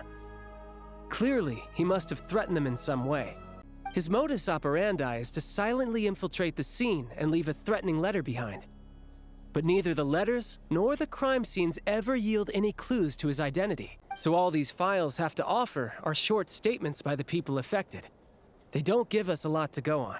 If nothing else, it shows we're dealing with a trained professional who's versed in counter-surveillance. Yes, and to that point, he often strikes in highly secure locations. The victims are high-ranking and influential people who take their personal security very seriously. Somehow, Lelik slips right into their rooms without making a sound. There's never any eyewitnesses, nor the slightest trace of a break-in. If he can get in and out undetected, it means he can strike without warning. Not that that's ever happened so far, but the thought is enough to scare these people sleepless. It's hard to believe that a human being could pull this off flawlessly every time, so they switched the focus of the investigation to Faye. Unfortunately, no one's found anything yet. Are you saying even you couldn't pull it off? Careful. Don't underestimate me. Although truth be told, I'd probably find it hard not to blow my cover. Direct confrontation is more my style. We haven't ruled out the possibility of Lelik being human. It's just, there can only be a handful of people in all of Teyvat who'd fit the profile. Faye, on the other hand, plenty would have the ability, but few would have the motive. Maybe it's someone like really not as strong as trustworthy that You'll people... never find a culprit with criteria like that. Let's go with a little weaker than me. I don't know, someone that people would you hit me right where it recognize and be hurts. familiar with. I'll admit, he's strong and meticulous. But can we at least limit this to candidates who have something to do with Snezhnaya? She's just trying to find a reference point. Stop getting fixated on who's stronger than who. But that's the most important thing. Oh my gosh. In my opinion, anyway. Take it down a notch or two. How about Odette as a reference point? Odette? Yeah, that seems about right. Her skills are solid, and she's always calm under pressure.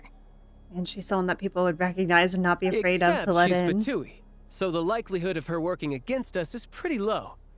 But yeah, much more accurate than your previous example, at least. No, wait a moment. Maybe we should interrogate that assumption. What do you mean? Which assumption? Her Fatui identity doesn't necessarily exonerate her. And when you think about it, the Rokot would be precisely what she needs to conceal her identity. Plus, she wouldn't need to be such a pro at covering her tracks. She'd already know where the Fatui will be and when. So she could choose the perfect time to act. Oh, yikes. I was just thinking out loud. Why is this starting to sound like such a convincing theory? Still, what reason could Odette possibly have for trying to call off Project Stuzha? Arlecchino would be the best person to ask. She knows Odette best. Unfortunately, she isn't back yet. Arlecchino? Rosaline used to open up to her in private about her struggles with Odette. As I'm sure you can imagine, Arlecchino is quite a lot better with children than Rosaline was. She gave her some tips on how to handle the situation, and Rosaline managed to reach a settlement with Odette before leaving. So I suppose there were at least no lifelong regrets left behind. Beyond that, I don't know the details about that side of things. But I do know that Odette definitely has a motive to hold a grudge against Project Stuzha. The reason being, her father passed away during the early stages of the project. That was back before it had been named Project Stuzha, when things were still being worked out. But in essence, it's remained the same ever since. Huh. The more you know. Rosaline was always so self-centered. I never understood why she started paying so much attention to Odette. Even you didn't know about this? Is that such a surprise? If you cast your mind back, you may remember that Rosaline and I weren't exactly close. We had tea together a few times, but that was about it. Odette's past is no secret. Her father was a Fatus and her mother was a very famous ballerina. On the surface, it looks like she followed right in her parents' footsteps. But the truth is quite a different story. After her father passed away on a mission, her mother was overcome with grief. Oh, jeez. She broke her leg during a performance and could never dance again. Odette was only interested in ballet at the time, but this tragedy left the family with both breadwinners gone. They could barely make ends meet. Per Capitano's policy, family members of Fatui who died in the line of duty had to be appropriately accommodated and provided with adequate assistance. So, regardless of how Rosaline may have felt about it, it fell to her to resolve the issue of Odette's family's livelihood. In the end, the solution they agreed upon was to have Odette join the Fatui. Right, because So it the wasn't like she alternative was would have been a willing one-off to join, it compensation sounds payment, I like. guess. In that sense, joining up Or she was didn't definitely jump the at better the option. opportunity. Still, she must have had mixed feelings about it, right? If she doesn't even like the Fatui. It's just a theory, a possibility. But as a motive for Odette to become Lelik, it holds up. That said, I have no idea where Odette's head is at right now, or what her conflict with Rosaline was about. Plenty of people were on bad terms with Rosaline. I have no intention of trying to figure it all out. So Signora actually wanted to mend her relationship with Odette. Yes, but there's not much point in discussing that now. Yeah, back to Lelik.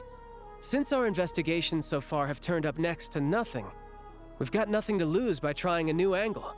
Funnily enough, Tonya and I had actually made plans to go to the theater tomorrow to watch Odette's rehearsal.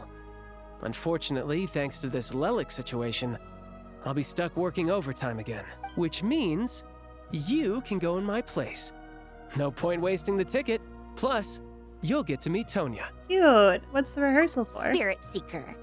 Quite the classic ballet. It was passed down through Odette's mother's family for generations, though it hasn't been performed in years. But Odette's been practicing it diligently, and it's finally ready for a return to the stage. Excitement is through the roof. Tickets for the official performance sold out long ago. Tonya's excited for it too. She's desperate to Aw. see it no matter what. Personally, it's not really my kind of thing, but since she's my little sister, I had to figure something out. I've actually seen it several times before. The story's pretty straightforward.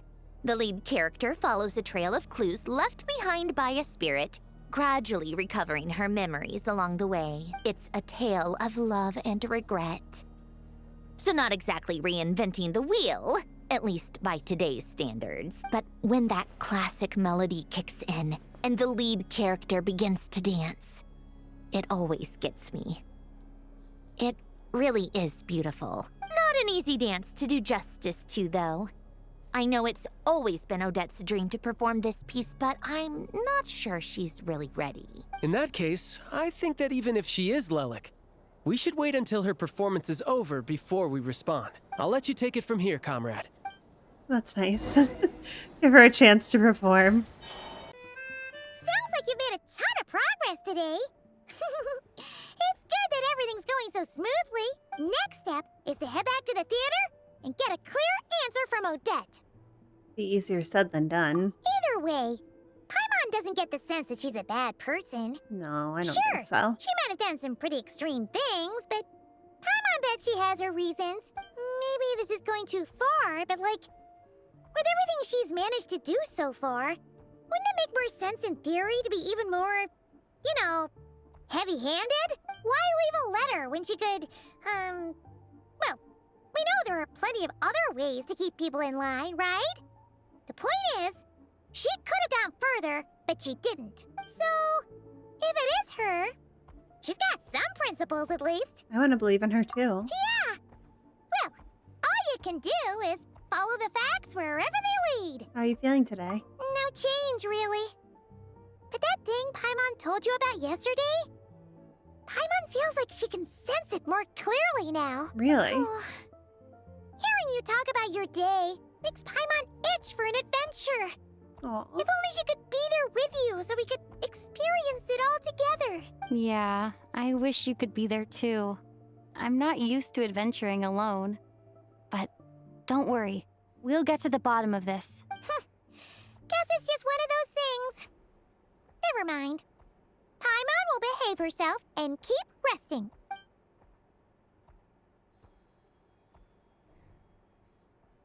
If Odette is Lelek, she may well have inside information on Project Stuja. Her father was involved with the project's early implementation and tragically died in the process. Now, she's dedicated herself to bringing it to an end. It's hard to imagine she could have gotten this far without knowing anything at all about the Tsaritsa's true intentions. When she spoke to us as a member of the Fatui, how much did she let on? And how much was she hiding? Only time will tell. Maybe tomorrow everything will be answered. Hey look! It's snowing! Could be a tough day ahead. Make sure you wrap up warm tomorrow. You too, Paimon.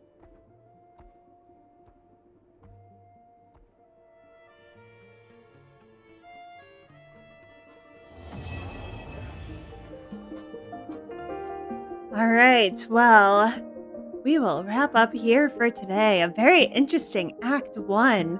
Oh, I can't decide if Odette being Lelek is too obvious or if it's like makes perfect sense. I don't know. I feel like I was like getting to that conclusion and then they're like, oh my gosh, this theory makes so much sense. And now I'm like, ooh, I don't know anymore. Maybe she's a red herring for someone else, but I don't know who else it could be. Unless it's someone that we haven't met yet. I don't know. I can't decide. But hopefully we find out some more information in Act 2. I'm so curious. I hope you enjoyed. I hope you had fun today. And I will see you all next time. Bye, everybody.